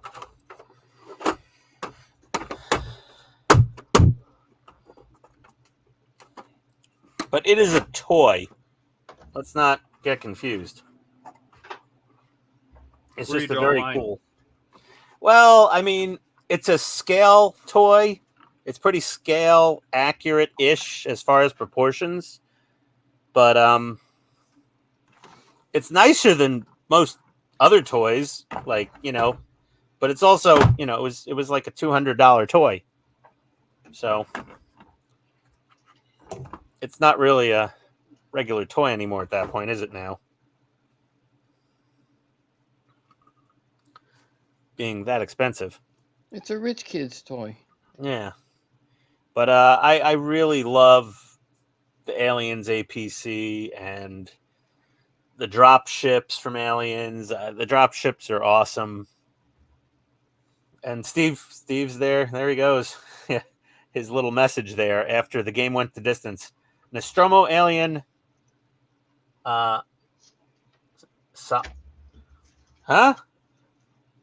Solomon?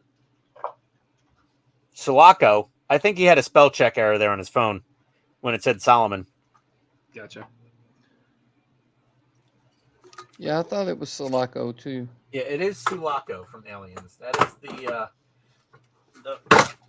Colonial Marines main spaceship that carried them in their hypersleep along with their dropships. I'll be right back. I gotta grab something.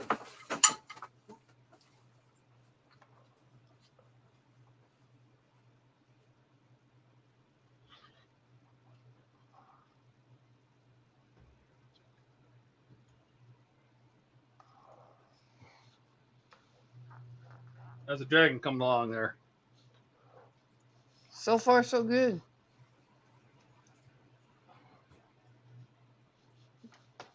Just takes time.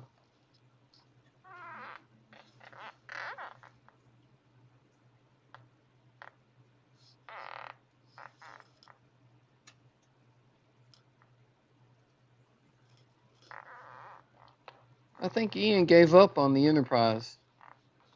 Huh. Yep.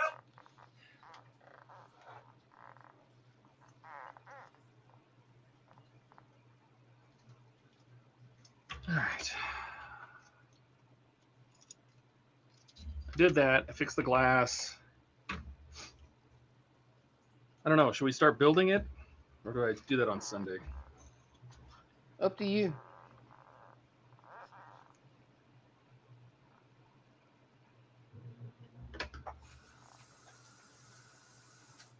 Let's see. What's the first thing you gotta do? Okay.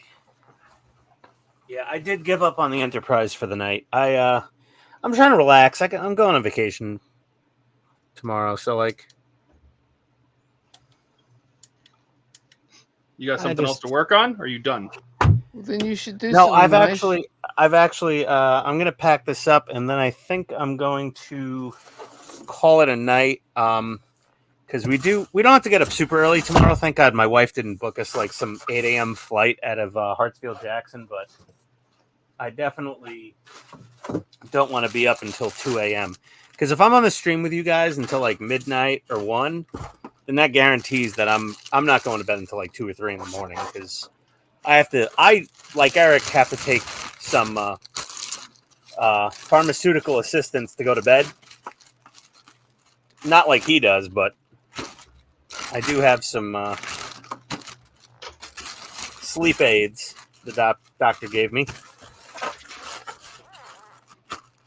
help me wind down a little bit. And no, not that way. There we go.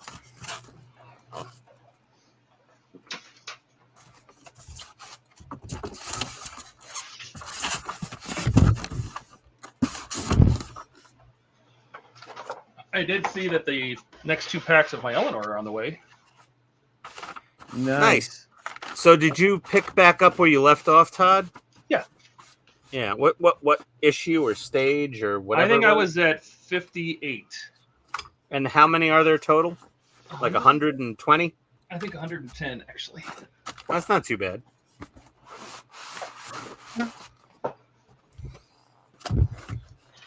So your credit card's like, what happened? It was so calm for a while, and then everything went sideways.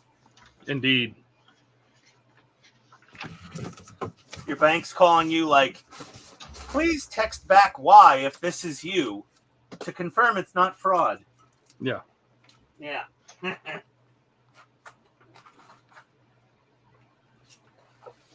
I had that the other day when I was ordering my new belt gizmo.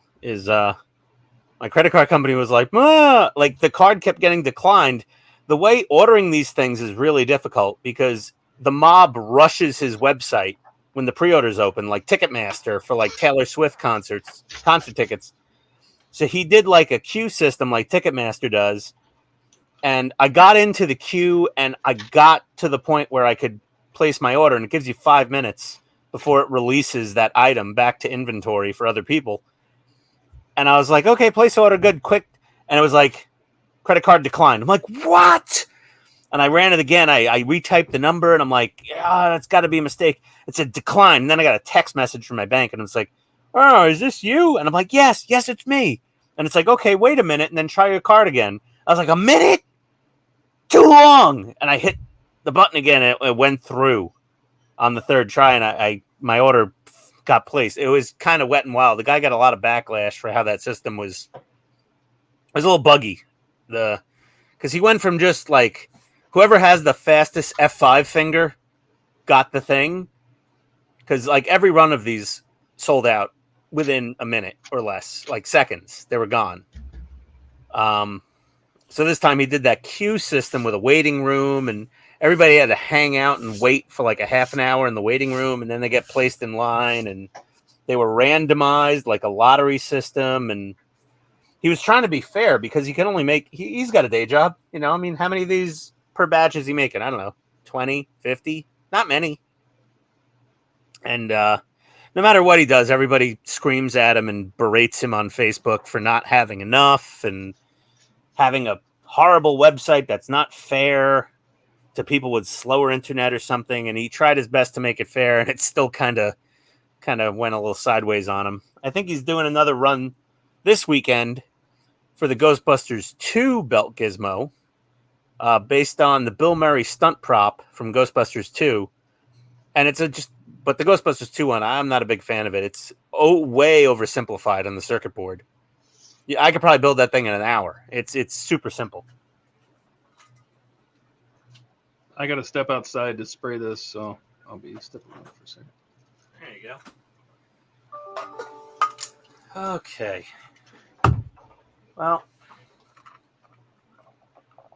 I mean, I'm glad I got what I got dry fitted. I have a feeling this thing's not going to want to stay true. Got your wire soldered back on. Yeah, I got my wire fixed. Oh, I had to put in a whole new LED. I didn't solder it back on, but well, it's fixed. Yeah. The shuttle bay's back to where it was before I started and screwed everything up. I just have this thing doesn't seem like it seems like things are going to want to droop over time.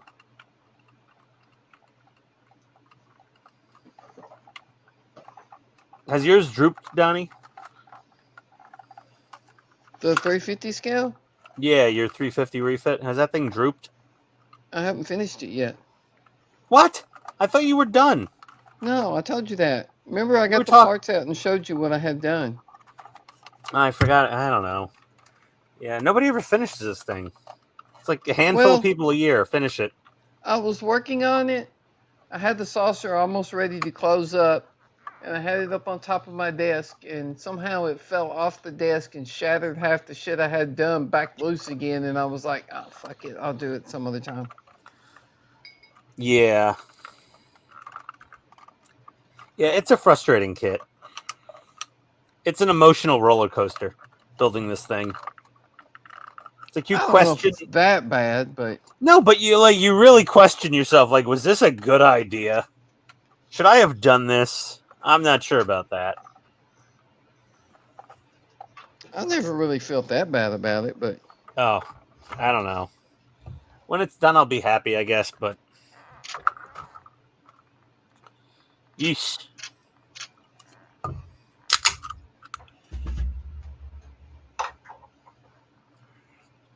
If it wasn't for liquid courage, I wouldn't have gotten this far.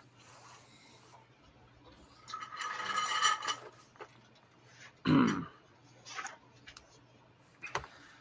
to figure out what else I have to do. Where'd my wiring diagram go?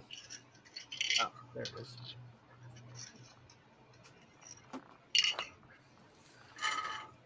This is a slightly intimidating part of the kit. Is all the wiring diagrams. Some of this stuff is negative trigger, and some is positive trigger. And some things need resistors, and others don't. that's just the way Tenda Controls made their board. Yeah, it's interesting. Like, everything on this page needs resistors except one thing. The sequential landing lights don't need any resistors, but every other light on this page of diagram needs resistors. I would say they probably designed the sequential landing lights part of the board separately. Oh yeah, that's a subsystem of the board, because they used to have a separate landing light board, a little control board just to have sequential landing lights. Yeah, they still do. They have all of them. Navigation lights, thrusters, all resistors on the SMDs for the thrusters. A lot of RCS thruster lights. Oh man, so many little LEDs. It's insanity.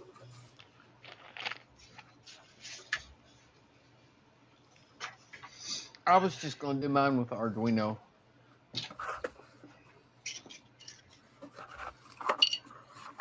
Well, I mean, yeah, I've seen plenty of people do them.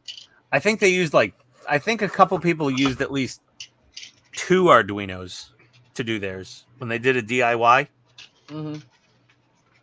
Because I think one Arduino didn't have enough circuit output controls to do all the effects. They had to have 2 separate Arduinos.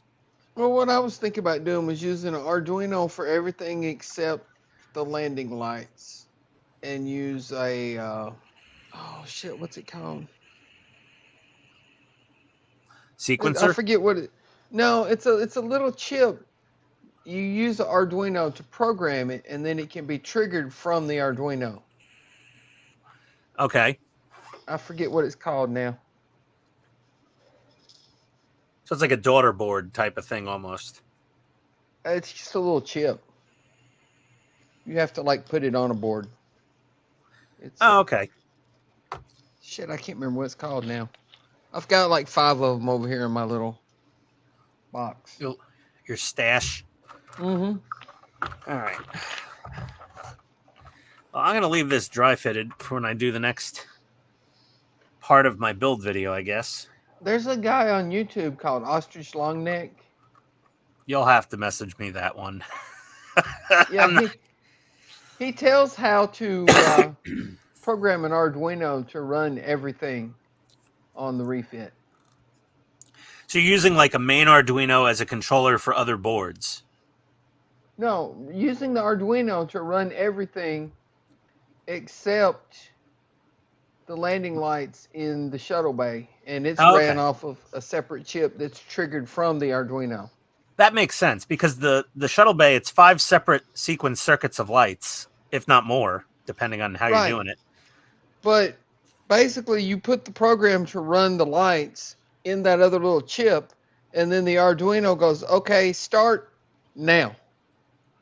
Yeah. And then the chip just runs the sequence. Yeah.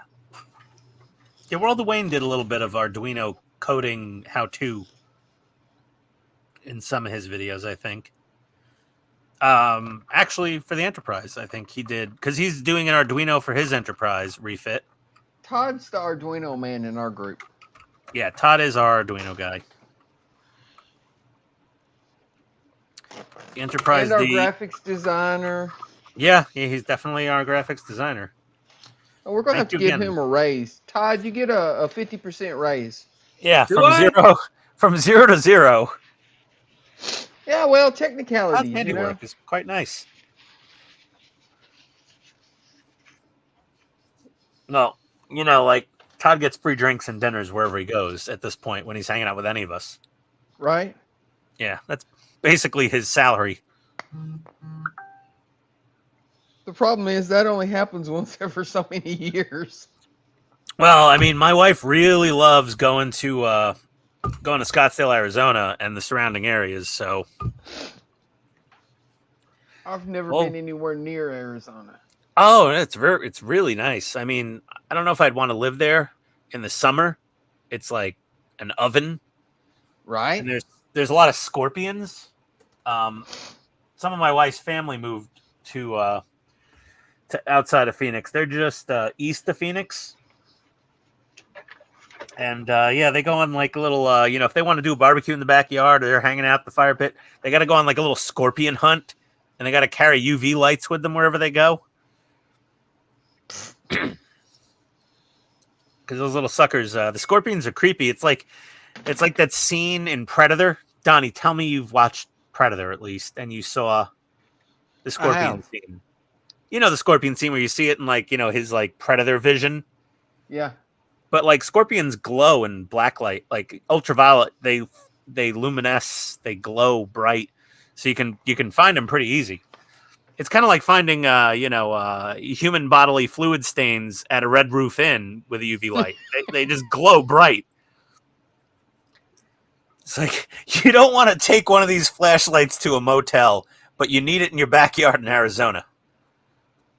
These things probably sell like hotcakes at Harbor Freight in Arizona. Everyone's buying the UV lights. So like, I just gotta take the garbage out at night, and then let me just walk with the Todd, light. you got in front of me. scorpion problems? For a while I did, and then no, I fixed it. What did you do? You get an exterminator and they spray some stuff? How do you get rid of the scorpions? I get the house sprayed all the time. I mean, I live like a half a mile from the desert, so you got to. But I mean, I get coyotes. I've seen javelinas in the neighborhood. But scorpions, they climb in. They fall down they climb up on the roof and they climb up on top of your toilet vents.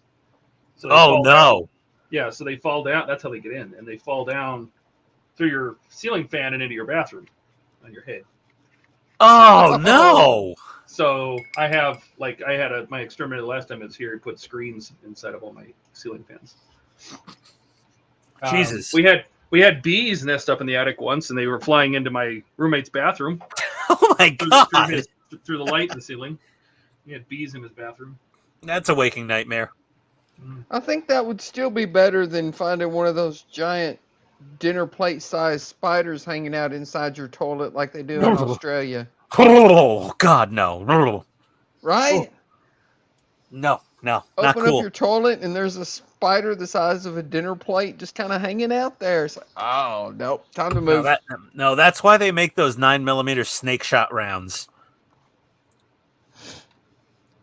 I saw some YouTube short, and this dude, he was holding up a Glock, and there's this big fake spider above his like door frame inside his home.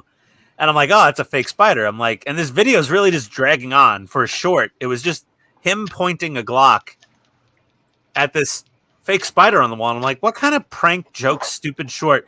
It was a real spider. He blasted it with a snake shot round and like killed it. The thing was like this big.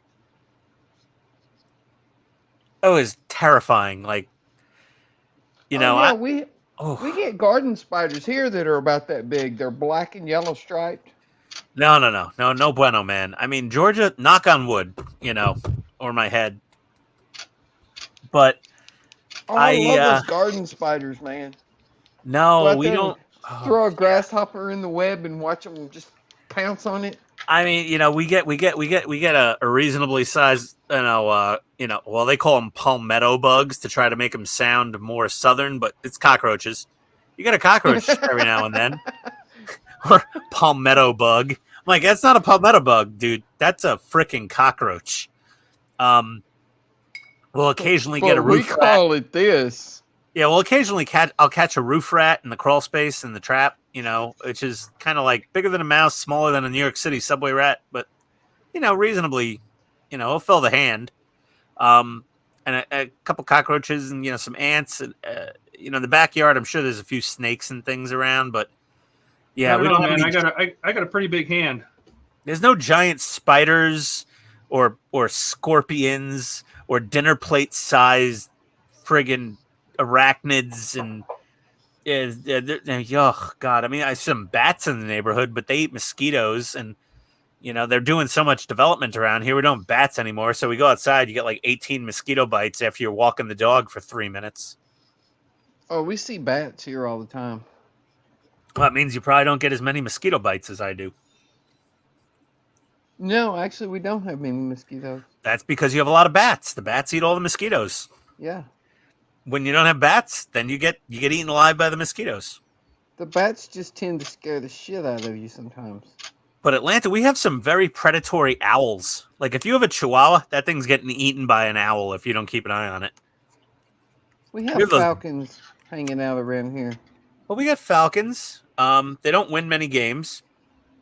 We got hawks. They win even less games. We do have actually bald eagles in Atlanta. Inside the perimeter of the city limits, there is one bald eagle nest, which is pretty cool. I haven't really seen many hawks around here, but falcons are everywhere. Yeah, the falcons and the hawks don't mess with the eagles. The eagles will just trounce them. Right? Yeah, I'm not even a sports fan. I think I'm making sense to a lot of people when I really don't care about any of those teams. We have a lot of coyotes in Atlanta, but my wife's always like, keep an eye on the dogs. I'm like, honey, we have 65-pound English bulldogs. I don't think a coyote could eat one of them. It might hurt one a little, but I'm pretty sure if the two dogs are out back and one coyote comes up and tries to start some shit, it's probably going to regret it. Oh, man. There used to be a farmer down the road, about a quarter mile or so down the road, that had a whole shit ton of peacocks. I was walking Red, the pit bull we had before Jack, in the backyard one day, and there's this peacock just strolling across the backyard. He saw us, came strolling over toward us. Red started getting all excited. Red reached out to sniff of him, and this peacock just nailed him right on top of the head about 5 times, turned around and walked off. Well, I mean, it's in their name, peacock. They're jerks. Yeah. Red was just standing there looking at him like, what the fuck, dude? Some crazy ass lady brought a peacock on a Delta Airlines flight as her emotional support animal. You gotta be kidding. No, Google it, man. It's on YouTube. Put peacock on airplane. Just put it into YouTube. I guarantee you. Someone brought a damn peacock on an airplane. And finally, the airlines, I think Delta was one of the first ones. They're like, okay, that's enough. No ducks, no geese, no peacocks, no pigs, no sheep, no goats, nothing. You can bring on like a Yorkie or a Shih Tzu or a Chihuahua or a cat, and that's it. That's where it ends. Anything else goes in the hold down below. If you can't put it in the hold down below, allowed. yeah, no, foul ball. Speaking of Georgia, guess who's here? Hey, Kenneth. What's Kenneth, up, Kenneth? how you doing there in Habersham County? You are a Braves fan. Yeah, I'm a Mets fan, so I get to go to the Mets game here in Atlanta and watch my team lose. It's glorious. I never could get into baseball. It's the only sport because I was in Little League as a kid. Because, again, we couldn't afford Cub Scouts or Boy Scouts. So I went to Little League. And so I was a little into baseball as a kid. And my dad was from Brooklyn. Football better. I never liked football. My dad wasn't a football fan or a hockey fan or a basketball fan or any. Well, like you he said, just watched baseball. I played football when I was in high school. So Well, there you go. it. Yeah. Yo, you peaked early, huh? Yeah. Yeah, there you go.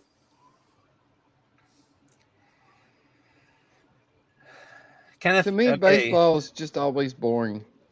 No, football's boring. And baseball, they're all boring, honestly. There's no but way that football is more boring than baseball. I can't really watch any of them on TV, to be honest. Like if I go to a baseball game, I get myself a nice snack at the concessions, and I'm sitting there, and every now and then, some action. I've gone to football games, and football games are enjoyable when you're at the stadium. If you're in I think the last time I went to a football game was in New Jersey at MetLife. What was it, MetLife Stadium? And I won some tickets at a bar, and they were VIP club level.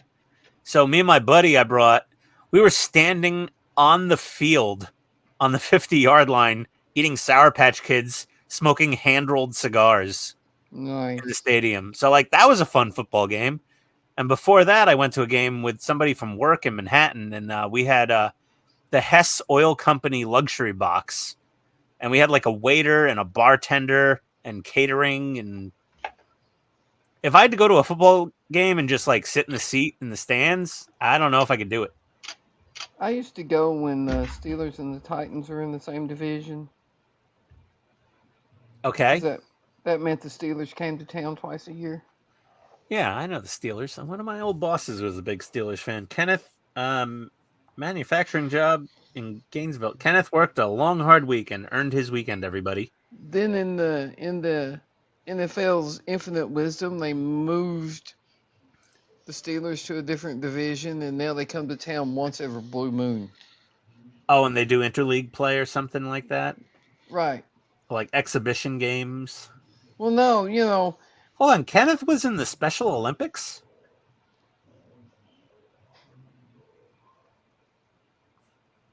We're not keeping up on the chat. Yeah.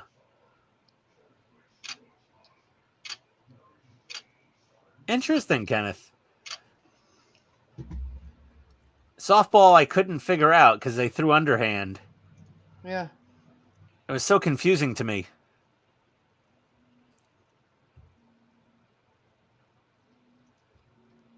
My wife says I'm special, but she keeps calling me Ed for some reason. Well, Donnie. Both Kens are here. Yeah. We've got a surplus of Kens. Ken and Kenneth. And we've got a very special Donnie on the stream. It's probably all those paint fumes. Possibly. How's the air filtration at that factory? Not all that great. I can imagine. I had a customer. They were a There's dust in that plant that's probably as old as I am.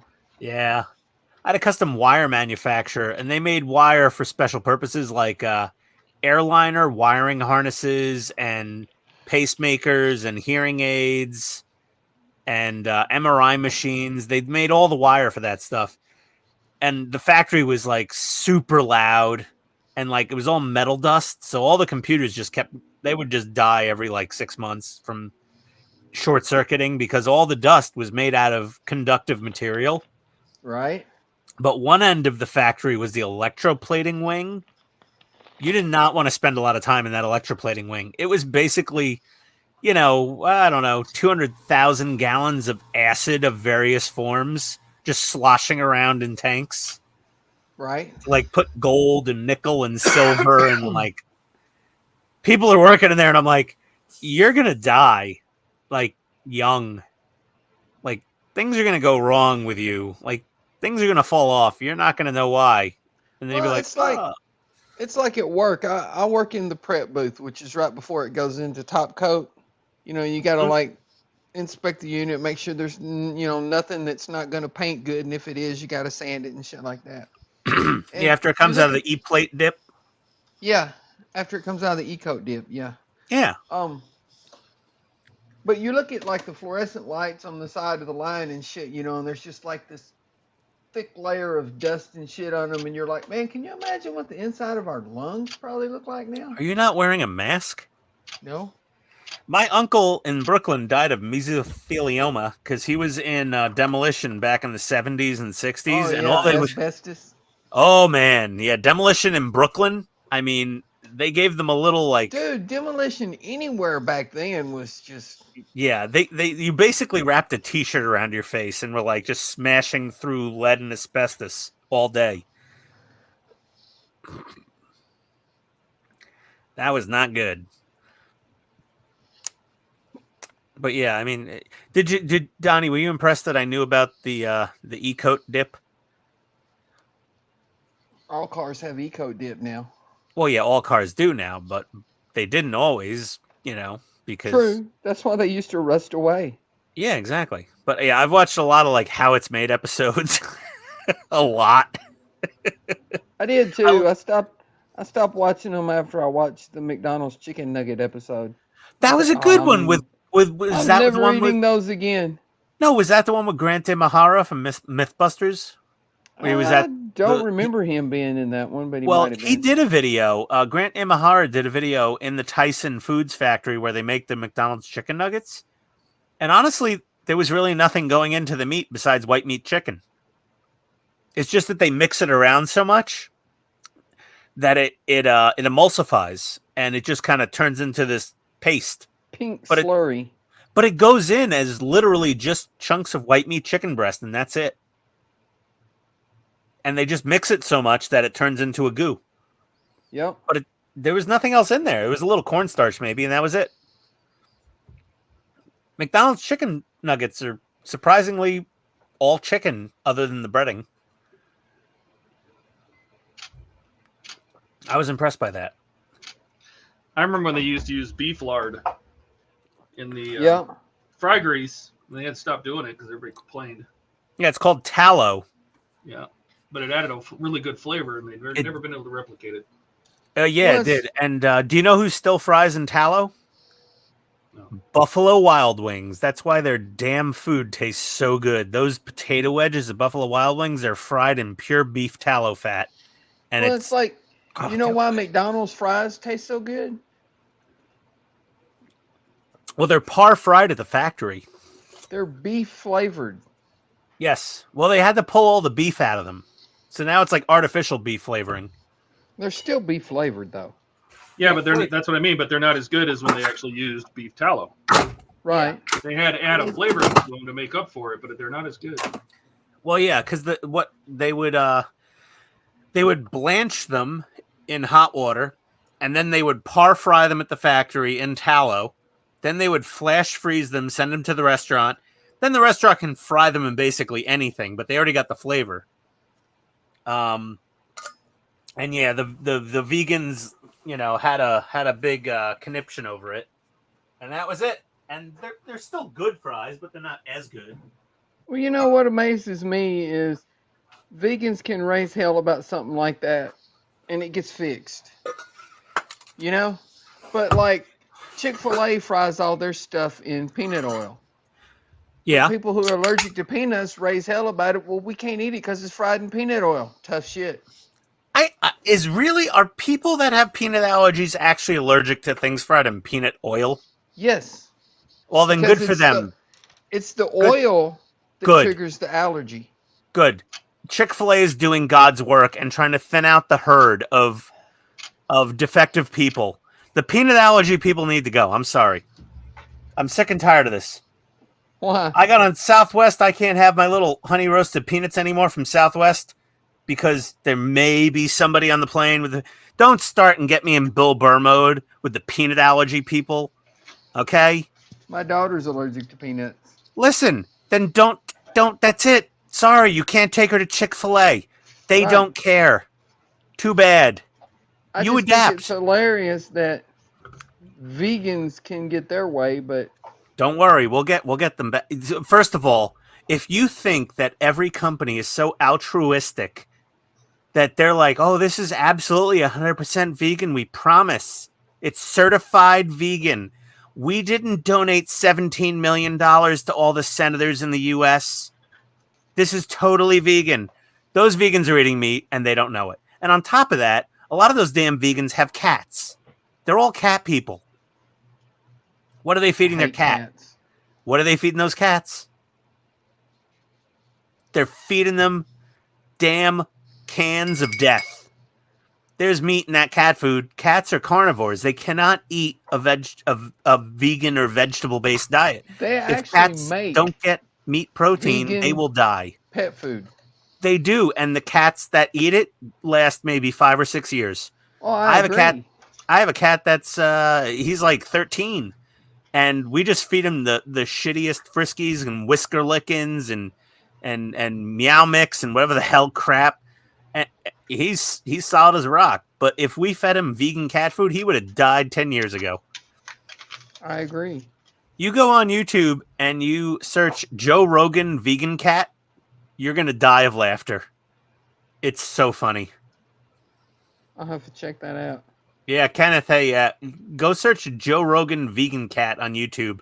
As long as you're not opposed to a bit of profanity, because you know he's an adult comedian. But yeah, oh, the vegan cat hashtag vegan cat, it's hilarious. And like one of my employees, he's vegan. He's a very nice guy. He's a fantastic employee. He's a fantastic technician. And he's vegan, and they rescue and rehabilitate cats, and you know he feeds them cat food. And we never have a conversation about it. He knows I know that he knows that I know, and he's like, "Well, the cat's a carnivore; it's got to eat cat appropriate food." So there you go. And it was a funny vegan dog video on YouTube. This woman's like, my dog's a vegan. It wants salad. She's like, let me put this disgusting dog food over here. I'm going to put this beautiful salad over here. Let me go at my dog. And she gets the dog, and he just jumps away from the salad and just starts chowing down on the kibble on the dog food. And she's like, no, have the salad. And the dog's like, yeah, no, I'm going to the dog food. And he just keeps eating the dog food. And she ends the video. Jack won't even eat like lettuce or anything like that. No, my dogs will eat, like, you know, we give them baby carrots they like, or apple slices, Jack or loves bananas. carrots. Yeah, carrots, bananas, apples. We give them a lot of, like, treats like that. Peanut butter, obviously, they love. But yeah, they want their dog food. They love their dog food. Jack doesn't want his dog food. Jack wants the hamburger you're eating. Well, one of my a dog I had previously, we lost him very early in life due to epilepsy. But we were giving him a raw diet. So it was like literally just this tube of raw meat. And we just chop a chunk off and put it in the bowl, mix it with some vitamin supplement powder. He loved it. He would just chow down on it. And one day we gave the dogs raw tripe. Are you familiar with that, Donnie? No. Tripe? That's like a beef stomach lining or something. People eat tripe in the South. Some people. But yeah, it was the dog thing. We gave him tripe and venison. Raw tripe and raw venison. And apparently we gave him a little too much because one of the dogs threw up. And the only thing that smells worse than regular dog throw up is a dog throwing up half-digested raw green tripe and venison. It was a word for it. It was a smell that I've never encountered in my life, and when I did encounter it, there was such a reaction from my body in such a negative way. I couldn't even call it dry heaving or wanting to throw up. I almost fainted. Wow. It was like if you're a cop and you see your first dead body with its like head decapitated in some movie and you just pass out and piss yourself. It was nearly that level. That's bad.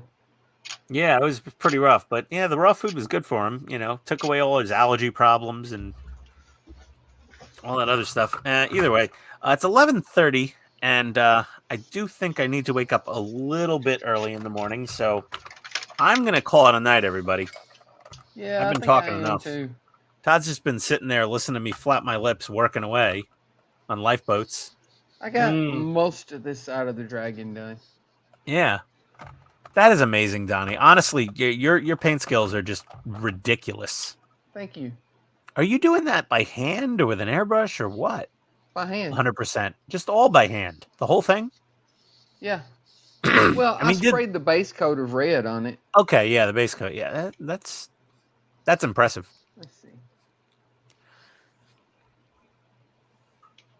There you can see the brush strokes. Yeah, the scales are insane.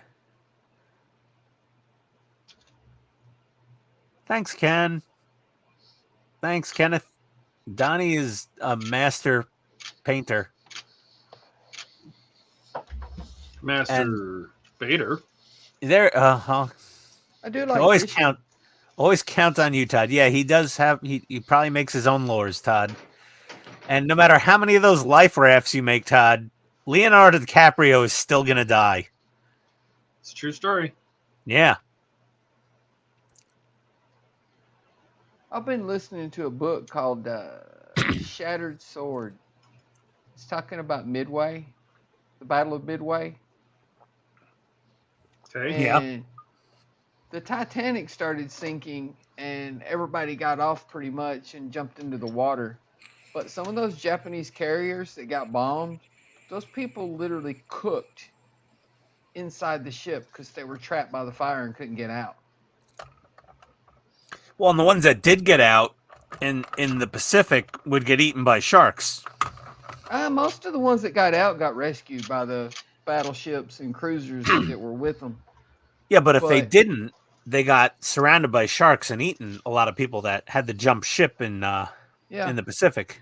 But a lot of them got trapped, like down below in the back of the ship, and they couldn't get out, and they just sat there as it got hotter and hotter and hotter. Yeah, and they turned into Hormel chili. Like, Jesus, can you imagine Yeah. a worse way to die? Yeah, and the funny thing is that I've heard a couple stories where they said if the Titanic stayed level when it was sinking, if it stayed level, there was actually enough life rafts for pretty much everybody. They just dropped them too soon. They didn't drop the life Well, rafts. yeah, half the life at full rafts got capacity. dropped half full. Yeah, half full. So then what they did is they just added more life rafts to the what was it, the Mauritania or the Lusitania, the sister ship Lusitania. Lusitania. No. But it was what Olympic. was that the Olympic? Yeah, that's right. Yeah, Olympic the- and the Britannic. what are the Mauritania and Lusitania? Were they earlier ships, smaller? I think the Lucid. Or I think later. Mauritania was already there. Yeah, that was a smaller ship though, right? Yes, Titanic Yeah. and the Olympic class was the biggest tips of there. Yeah, It was a Titan. That's Titanic. It was the Titan of the seas. but they had enough life rafts for pretty much everyone, right, Todd? They Yeah. but they dropped them. Even half if they were empty. all full, they didn't have enough capacity. Okay, but a lot less people would have died. Oh yeah, no. I mean, they had enough for more than half the crew, but they lost 1,500 and only saved 700. So Yeah. I'm not going to keep these in here because we're going to break these things off. That is an insane amount of parts. Where are you going to put this thing when it's done? I have no idea. You want to see what? I'll show you what I was doing. Figure that out when the time comes. Yeah, like what happens when Todd moves? So we had to put this decking down. There's my boat winch, a little green boat winch there. And then build the davits, the lifeboat cranes. So built all the davits. I don't glue these down though, because we're gonna have to turn this deck upside down multiple times. These things are gonna break right off. You're just gonna break these off.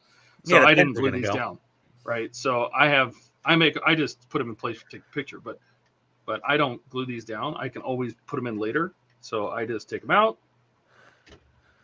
and put them in numbered bags. Is that the final color that they are right now? What parts? The davits? Yeah, the little cranes. Yeah, they were white. So I'm not painting them. They're already white. Are you going to hit them with a little panel liner or anything? Or I thought maybe. I thought about going in here and like painting the gear rack, which would have been black steel, not white. yeah, I thought about painting that or something just to kind of bring them out a little bit. a little contrast. Yeah, I might do something like they that. kind but of I need don't- something because They look a little at least too on plain. camera anyway, they're just a white blob. Yeah, they don't have. I mean, they got a little bit of detail, like, but a lot of this was actually white on the real ship. So, I mean, I can put some panel liner or something on it to. Yeah, just to give a little contrast, so Yeah, you can just see do like the. a pin wash. Don't Yeah, drown well, it in that- panel liner. Just give it a little pin wash around the Yeah, edges. that's what I was Yeah. aiming for, Donnie. just so you can see the different shapes and the geometry. Well, and of it's it a just little. like the lifeboats. I mean, the tarpaulins or the tarpaulins are very kind of plain, and I might do tarpaulins. Yeah, and I might bring a wash or something across this to kind of make it look like canvas a little bit. Yeah, you know, some paint, just dry brush it almost. You know, a little weathering. Yeah, something. Yeah, and on the planks of the wood on the bottom of the life raft. But like I don't know if Todd that says, needs that because these are this was got to think these boats were brand new. It's not like they were old. This was the maiden voyage, right? Yeah, everything on it was brand new. So it's Yeah. not like there's. I had to be very careful where I'm throwing grease. Like half of that voyage. Because I thought about like greasing up the engine, but I didn't want to grease up the engine because it was a brand new engine. Yeah, the maiden half voyage. Is that what you said, Donnie? Yeah.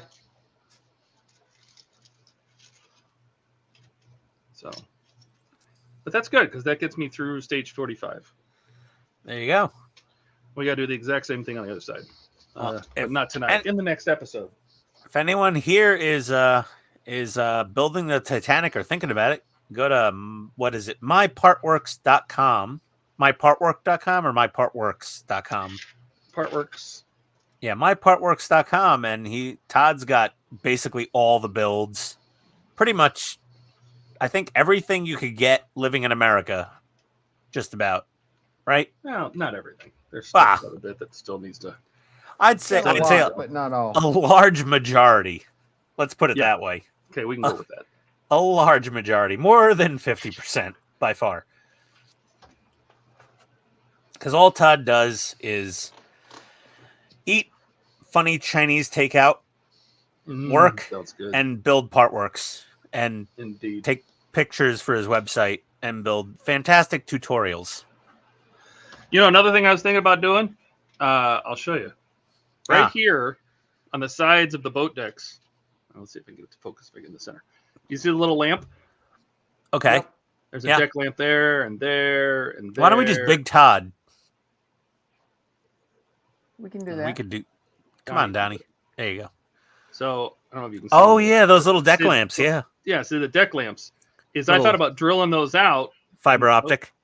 And no, I'll just make a blob of resin. Just make a resin ball on the end of a. I have some end glow fiber, and I can just stick them through there, and it'll pick up the light from inside, and that'll light the deck. Ooh, that would be awesome. But then I'd have to drill those out, and I'm not excited about drilling those out. But yeah, you don't get it right. But well, just cut them with flush cutters. Use like a pair of God hand nippers. Yeah. Hit them with the flush cutters, and then you could drill them out real easy with like a tiny bit, and then just dab a little resin. That would be beautiful, Todd. That would and be that cool. That way there'd be tiny little lights just right there. Just that would bring it to a light whole new level. That would do a whole new level of lighting. I mean, that would really, holy crap, that would be amazing.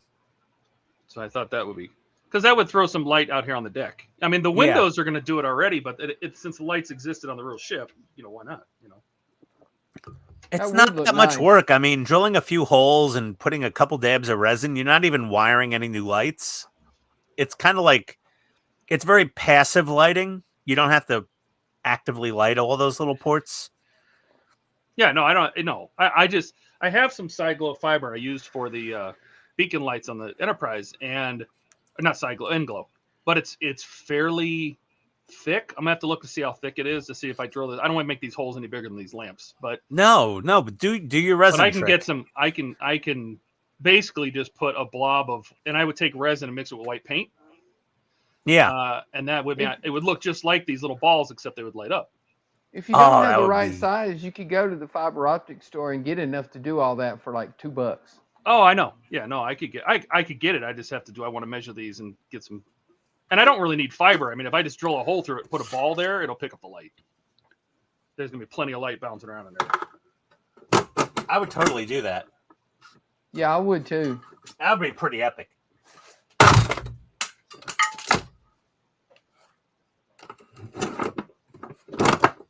I think I need to buy a new can crusher. I think mine just bit the dust again.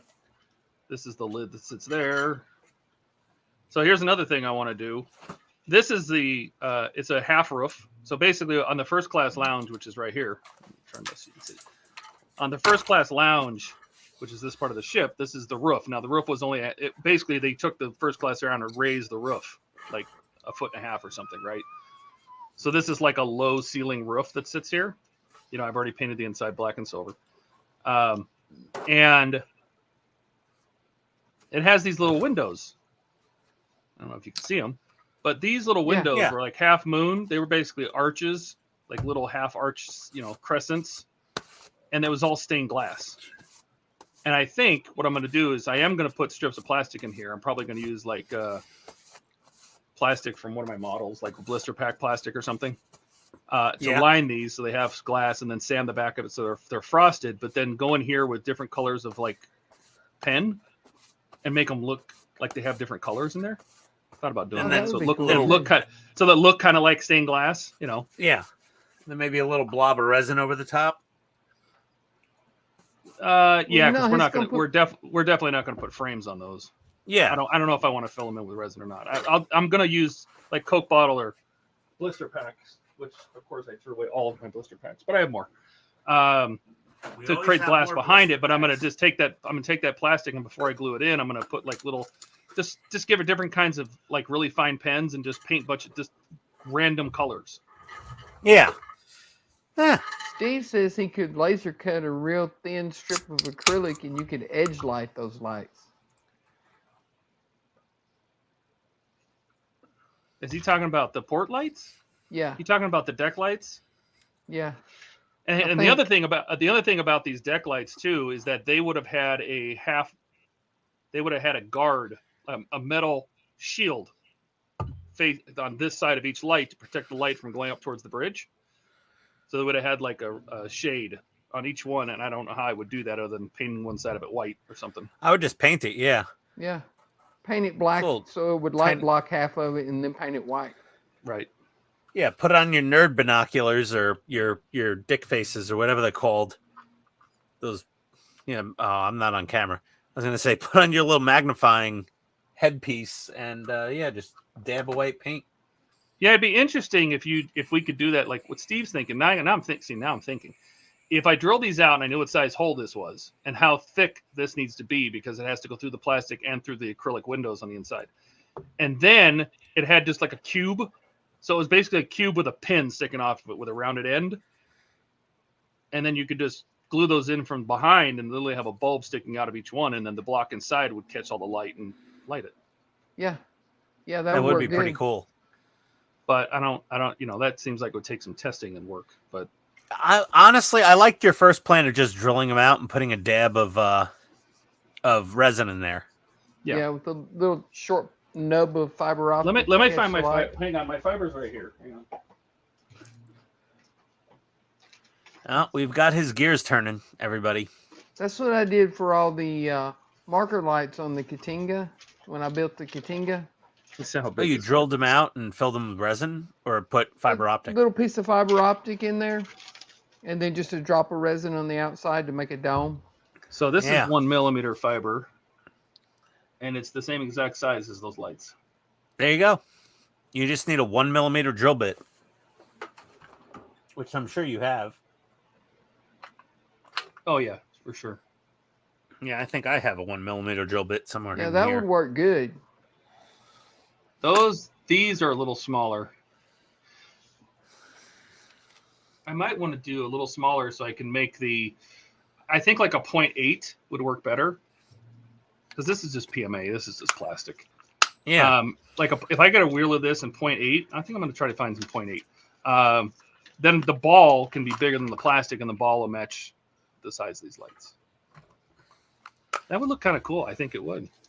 I got 0.35 drill bits. Oh my god, I forgot about these.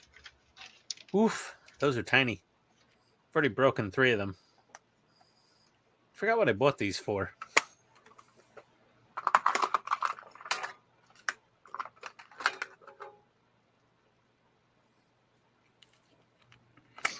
I'm going to have to cut a chunk of this out. How am I going to get light up in here? I gotta buy more drill bits. These PCB bits, they snap off so easy. Put a little segment of strip LED in there. Well, that's what I think I'm going to do. I don't think I'm going to use the lights of this ship anyway. I have warm LED strip. I bought like 10 feet of it.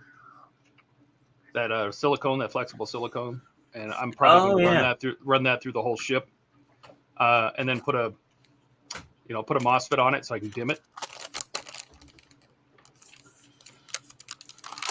I bought some of that silicone coated LED strip once because I thought, maybe you'd be able to diffuse it a little better. But it's such a pain in the ass. Get the freaking silicone off so you can solder it. Yeah. That is a problem. So I never bought any more of that.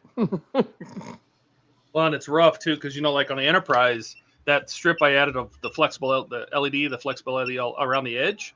Yeah. It's colder than the main lighting, because I think the main lighting is like 5K. I'm guessing, if I can remember correctly. I think it's 5K, and then the outside 6500, so it's a little bluer. So I'm like, that's no problem. I'll take my yellow Sharpie, right, and I'll just color that strip, that the LED filament. I'll put a yellow color on it. It'll warm it up a little bit. Yeah, it doesn't stick to that silicone at all. Really? Nope. Huh. Holy crap! So this is interesting. This is you're still bigged. Oh, I'm turning off my overheads. I don't even know where my mouse went here. Put it back on this. All right, Ian, show us what you're at. No, I was just playing with some of this LED tape that I got from HGA ModelWorks. This is the double density LED tape. I've got some of that. I like the double density. And I'm running it at 12 volts. Hold on. It's because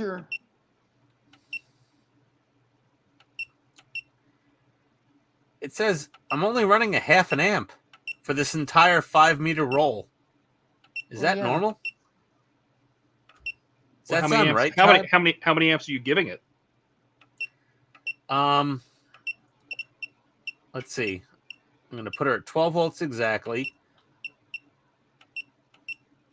0.6, 0.7. Oh, wait. Oh, there's 1.6.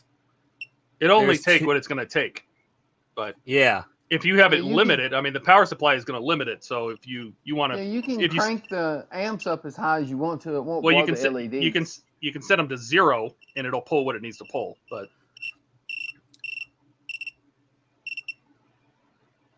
well, at 0, it's not doing anything. Oh, your power supply turns it off. Okay.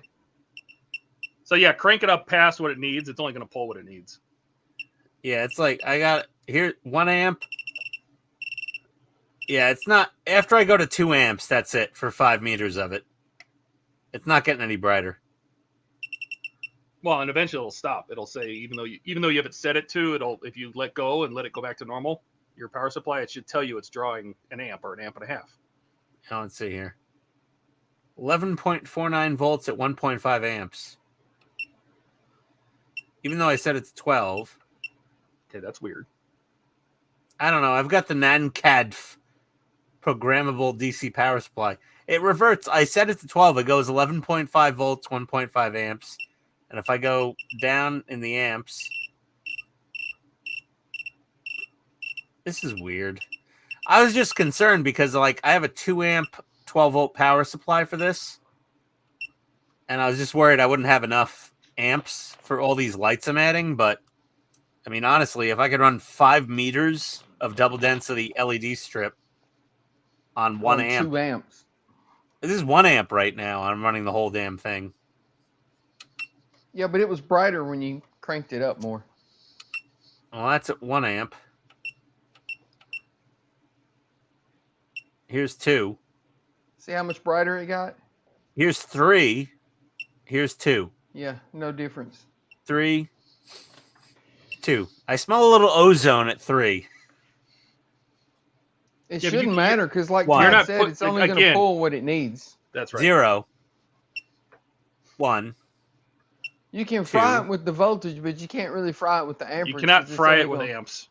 Yeah, it's only going to take what it needs. Because Yeah, so that's 2 amps. It's already resisted. Since it's resisted, Yeah. it's the amps don't hurt it. Yeah. Well, I mean, even if it wasn't resisted, as long as you didn't turn it above the voltage that it needed, So now it's running No, at you could crank the amps. 12.5 volts. If I turn it down to 12, let my power supply sit. Okay, we're at 12, 1.664 amps. So I have it set at 2 amps, but it's only pulling 1.6 for 5 meters of this stuff. So I now think it's my at whole ship. 1.660. Oh, 659. Yeah.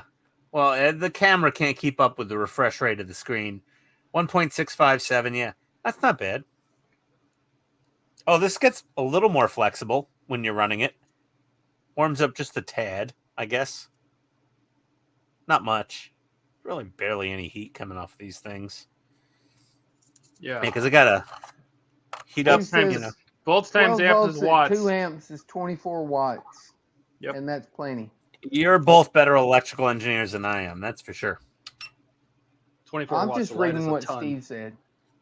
That's Oh. a lot. Ooh. Oh, these wires, though, these lead wires got hot. Running this whole strip. The whole roll, holy shit. Oh, the plastic spool is like melting because all this Well, stuff yeah, was. because you've got all that heat trapped in that Yeah, roll. well, you got the LEDs pointing into LEDs, pointing into LEDs. I mean, that's the whole Ooh. thing's gonna build up the heat. Oh my god. Oh, it's burning hot. Holy crap. It's all warpeted. I guess I'm going back on HEA Model Works website to order another spool of this just in case I melted something. Why don't you Nah, it should be unspool it so it's fine. not unspool the whole thing? So you just Yeah, get rid of the it's just- spool. There we go. Let's just. Oh, that's really warm. That's extra toasty. Oh Yeah. boy. Oh, getting too out of touch. Really, really warm. Oh, I think I made a cinnamon bun of LEDs. Oh, welcome to Cinnabon. You want extra frosting? Woo! Did you Toasty. melt the LEDs to the next ones? The adhesive? Yeah, just I think possibly a little bit. That's what I've been smelling. Oh yeah. Oh dear God. What did I Yeah, do? Just let it cool Oh. off and then you can roll it back up. Woo! Ooh, it's hot. Hold on. Wait a second. Ow. Ow. Ooh, ow. Ow. Ow. Ow. Oh. Ah. Oh, that's hot. The dumbest modeler on YouTube. Oh, welcome to the dumbest modeling channel on all of YouTube. Yes. I maintain my title. Okay, these are nice and cool. And then over here at the gland end, ooh, that's toasty. They're a little, oh yeah. Yeah, And but they're it's- still fine. It's Yeah, a little warpity. They're fine. Just let it cool off and then you can roll it back up on the spool. Oh my God, what did I do? Whew. Like Todd said, it was all concentrated on that spool, so Well, each we did LED this- was I think we heating did up the this rest last. of them.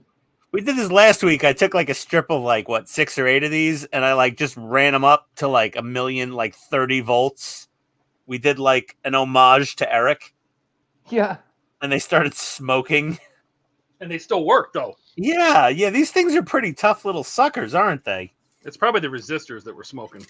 Oh You yeah, for should- sure. You should take one of the little bulb style LEDs and hook it up to like 24 or 30 volts. Oh, that won't last more than that. That would be fried instantly. They will literally explode. Okay, well, we could do that here. Let's do just so we get I've the done best it. possible explosion. Let's take a 5mm. Jalen, over on the other hobby website, he did that once. And I was Yeah, like, there ain't no way that'll explode. So I tried it. It Ooh. does. This one says it goes up to 20,000 MCD. This green one here, 5mm green, 20,000. That's just So- the brightness. I don't. Yeah, but I want something bright so I can. Well, it's only going to be bright for like 1/10 of a second. Yeah, well, let's see if we can see it on camera. Let's see. Well, I mean, this is a 3-volt max. I mean, not even 3 volts. Let's see. What's this green one? Green is 3 volts. Yeah, 3.2 volts. So Green, blue, white. let's see what we get. All right. What voltage should I start at? Crank it up to like 20 volts and then hit the button to turn the power on. Okay, well let's just do. Oh God. If you slowly increase the voltage, it's not going to pop. It's just going to go out when you get too high. Okay, I'm gonna do 3 volts. Okay, 3 volts. I'm gonna turn off the output. And With no resistor, it's just gonna pop. Yeah, crank it up to like 24. yeah, going to. I'm going to 31. Okay. Here we go. Safety squints engaged. What? And Oh, it's she's Oh, done. it just died. Yeah, I guess it has my power supply is a soft start. Well, that was disappointing. Well, let's try another color. I literally exploded one because Jalen said they would explode. I didn't believe it. I tried it, and damn if it didn't. Well, let me hook I up. remember taking a 3-volt LED. I hooked it up. I just touched it to a 9-volt and exploded in my hands. Really? Well, Oh yeah, I think like one of those original early ones from Radio Shack. You know. well, let's Yeah. do this here. So I'm gonna keep the positive lead from touching it. I'm gonna turn it up to 31 volts. Oh, it just flickered and died. Nothing. I love how disappointed you are. I know. It's like I want an He's gonna explosion. burn out his whole box of LEDs trying to get one to explode. Like I want one to crack, pop. I want some popcorn action. Okay, let's hook up the positive lead. And Ooh, then is that a red one? orange. Orange. Oh, Well, I heard that's a like spark. 1.8 volt. No, that's nothing. Yeah, 1.8 to 2 volts done. It's a little warm. We have pink. That's probably 1.8 volt too. It says 3 to 3.2. Really? For pink? Yeah. I don't know. It's from China. This box of LEDs, Donnie. Don't question me. Yeah, my LEDs are all from China too. Oh, this thing didn't even do anything.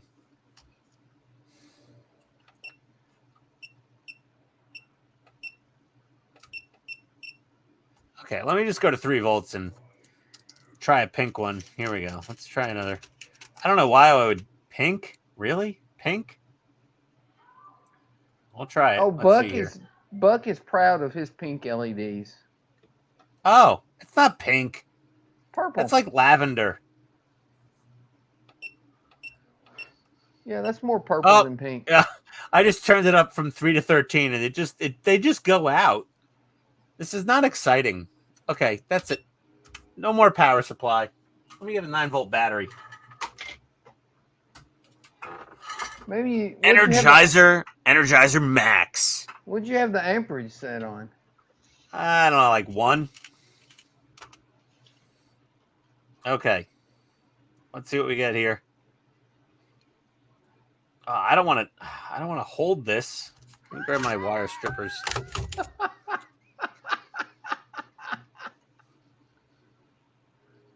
Okay, let's see here. I heard a little sizzle, but it was very anticlimactic. All right, let's take this green fella. 3 volts. That's the negative. There's the positive. This is getting boring. I heard a snap. This is okay. You guys suck. I want an explosion. Crank the amperage up and see what happens. I want a red one. Oh, you want me to do the power supply thing again? All right, fine. Do the power supply thing again. Turn the power All right. supply on and then touch it with the fucking clips. I am. Crank the amperage up. Yeah, just 30 volts, 10 amps. Crank it up. Max power. I mean, you're trying to go blind, right? Yeah, okay. I think I don't want to blow my power supply. Well, that won't hurt the power supply. All right, 31 volts at 10 amps. You're just tapping it.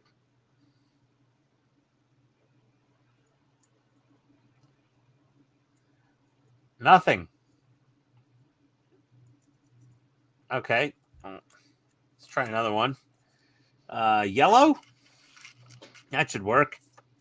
That seems like a pretty weak one. Let's grab this one by the negative. Okay, here we go. 31 volts, 10 amps. What the hell? Oh, the output's not on.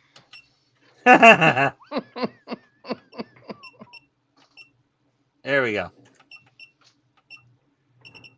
10 amps. Sorry. Oh, it just flickered and died. That's sad. Let's see here. This is sad. Why is she not doing anything? All right, let's try one of these blue guys. You know, this whole box of LEDs cost me like $6 on Amazon, so like I'm not really.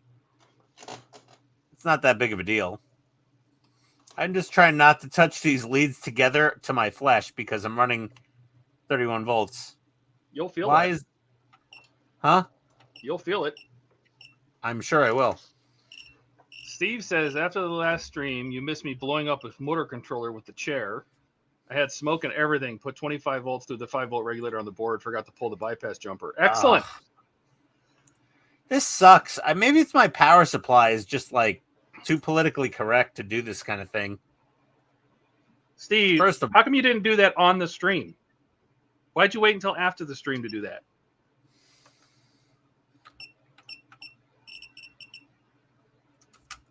All right. Turning off the power supply. Unplugging. This is not happening. All right. No fun tonight. All right, Donnie, what are you working on? How's it coming? Ah. What all did you work? Which part of that did you work on tonight? He's muted. Does he know he's muted? No, he doesn't realize we can't hear him. Sorry. It's like a bad Zoom call. Yeah, it was just base coated before. I put 2 coats of red and then the little yellow lines on it tonight. That looks so good. You're such a good painter, dude. Yeah, those scales look amazing. I just got to finish up his arm here and some on his leg. And then even Wait till that's done. Is this a commission or is this for you? Oh, this is for me. Oh, excellent. That's awesome. You don't even have to go to me. Literally after we all signed off. We missed the fun. Yeah, we missed the smoke show, That would have been fun to watch. Yep. Yeah, well, I mean, my LED strip, if I ran it much longer, we would have had a smoke show tonight, apparently.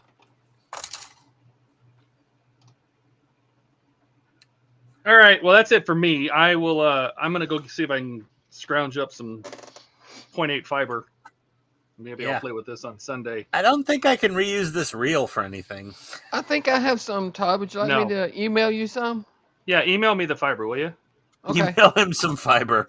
Yeah, put it in the transporter. Todd, why don't you just cut apart some fiber patch cables at work? They got to have some tiny little strands in there. Oh, wait, this is not 0.8. It's 0.5. I have 0.5. You think I want to drive to work? Good point. Have one of the techs bring it to your house. Right? I have 1.0 and 0.5. I have Tamiya size. I don't know what it is, but I use it for the Tamiya tanks. size. I have Tamiya size. Whatever Tamiya supplies with a full option RC tank, that's the only size I have. All right. Do we have any final words? Yeah, don't build the Enterprise unless you're suicidal. Or maybe if you are, it'll put you over the edge.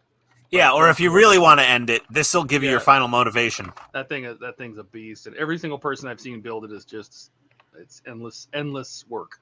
Yeah. I'm gonna probably do a whiskey shot with Phil from Spruverse at Wonderfest over this damn thing. Oh my god, this is an awful model. You can bug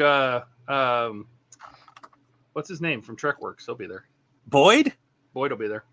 Oh my god, I'm gonna be all over him. Like, Boyd, why don't you show all the failures with this model? He only shows success. And I think it's Will from the Ensign's chair. He's going. There's gonna be some people there. Oh boy. Whew. Oh. Anyway. That's it for me. That's all I got.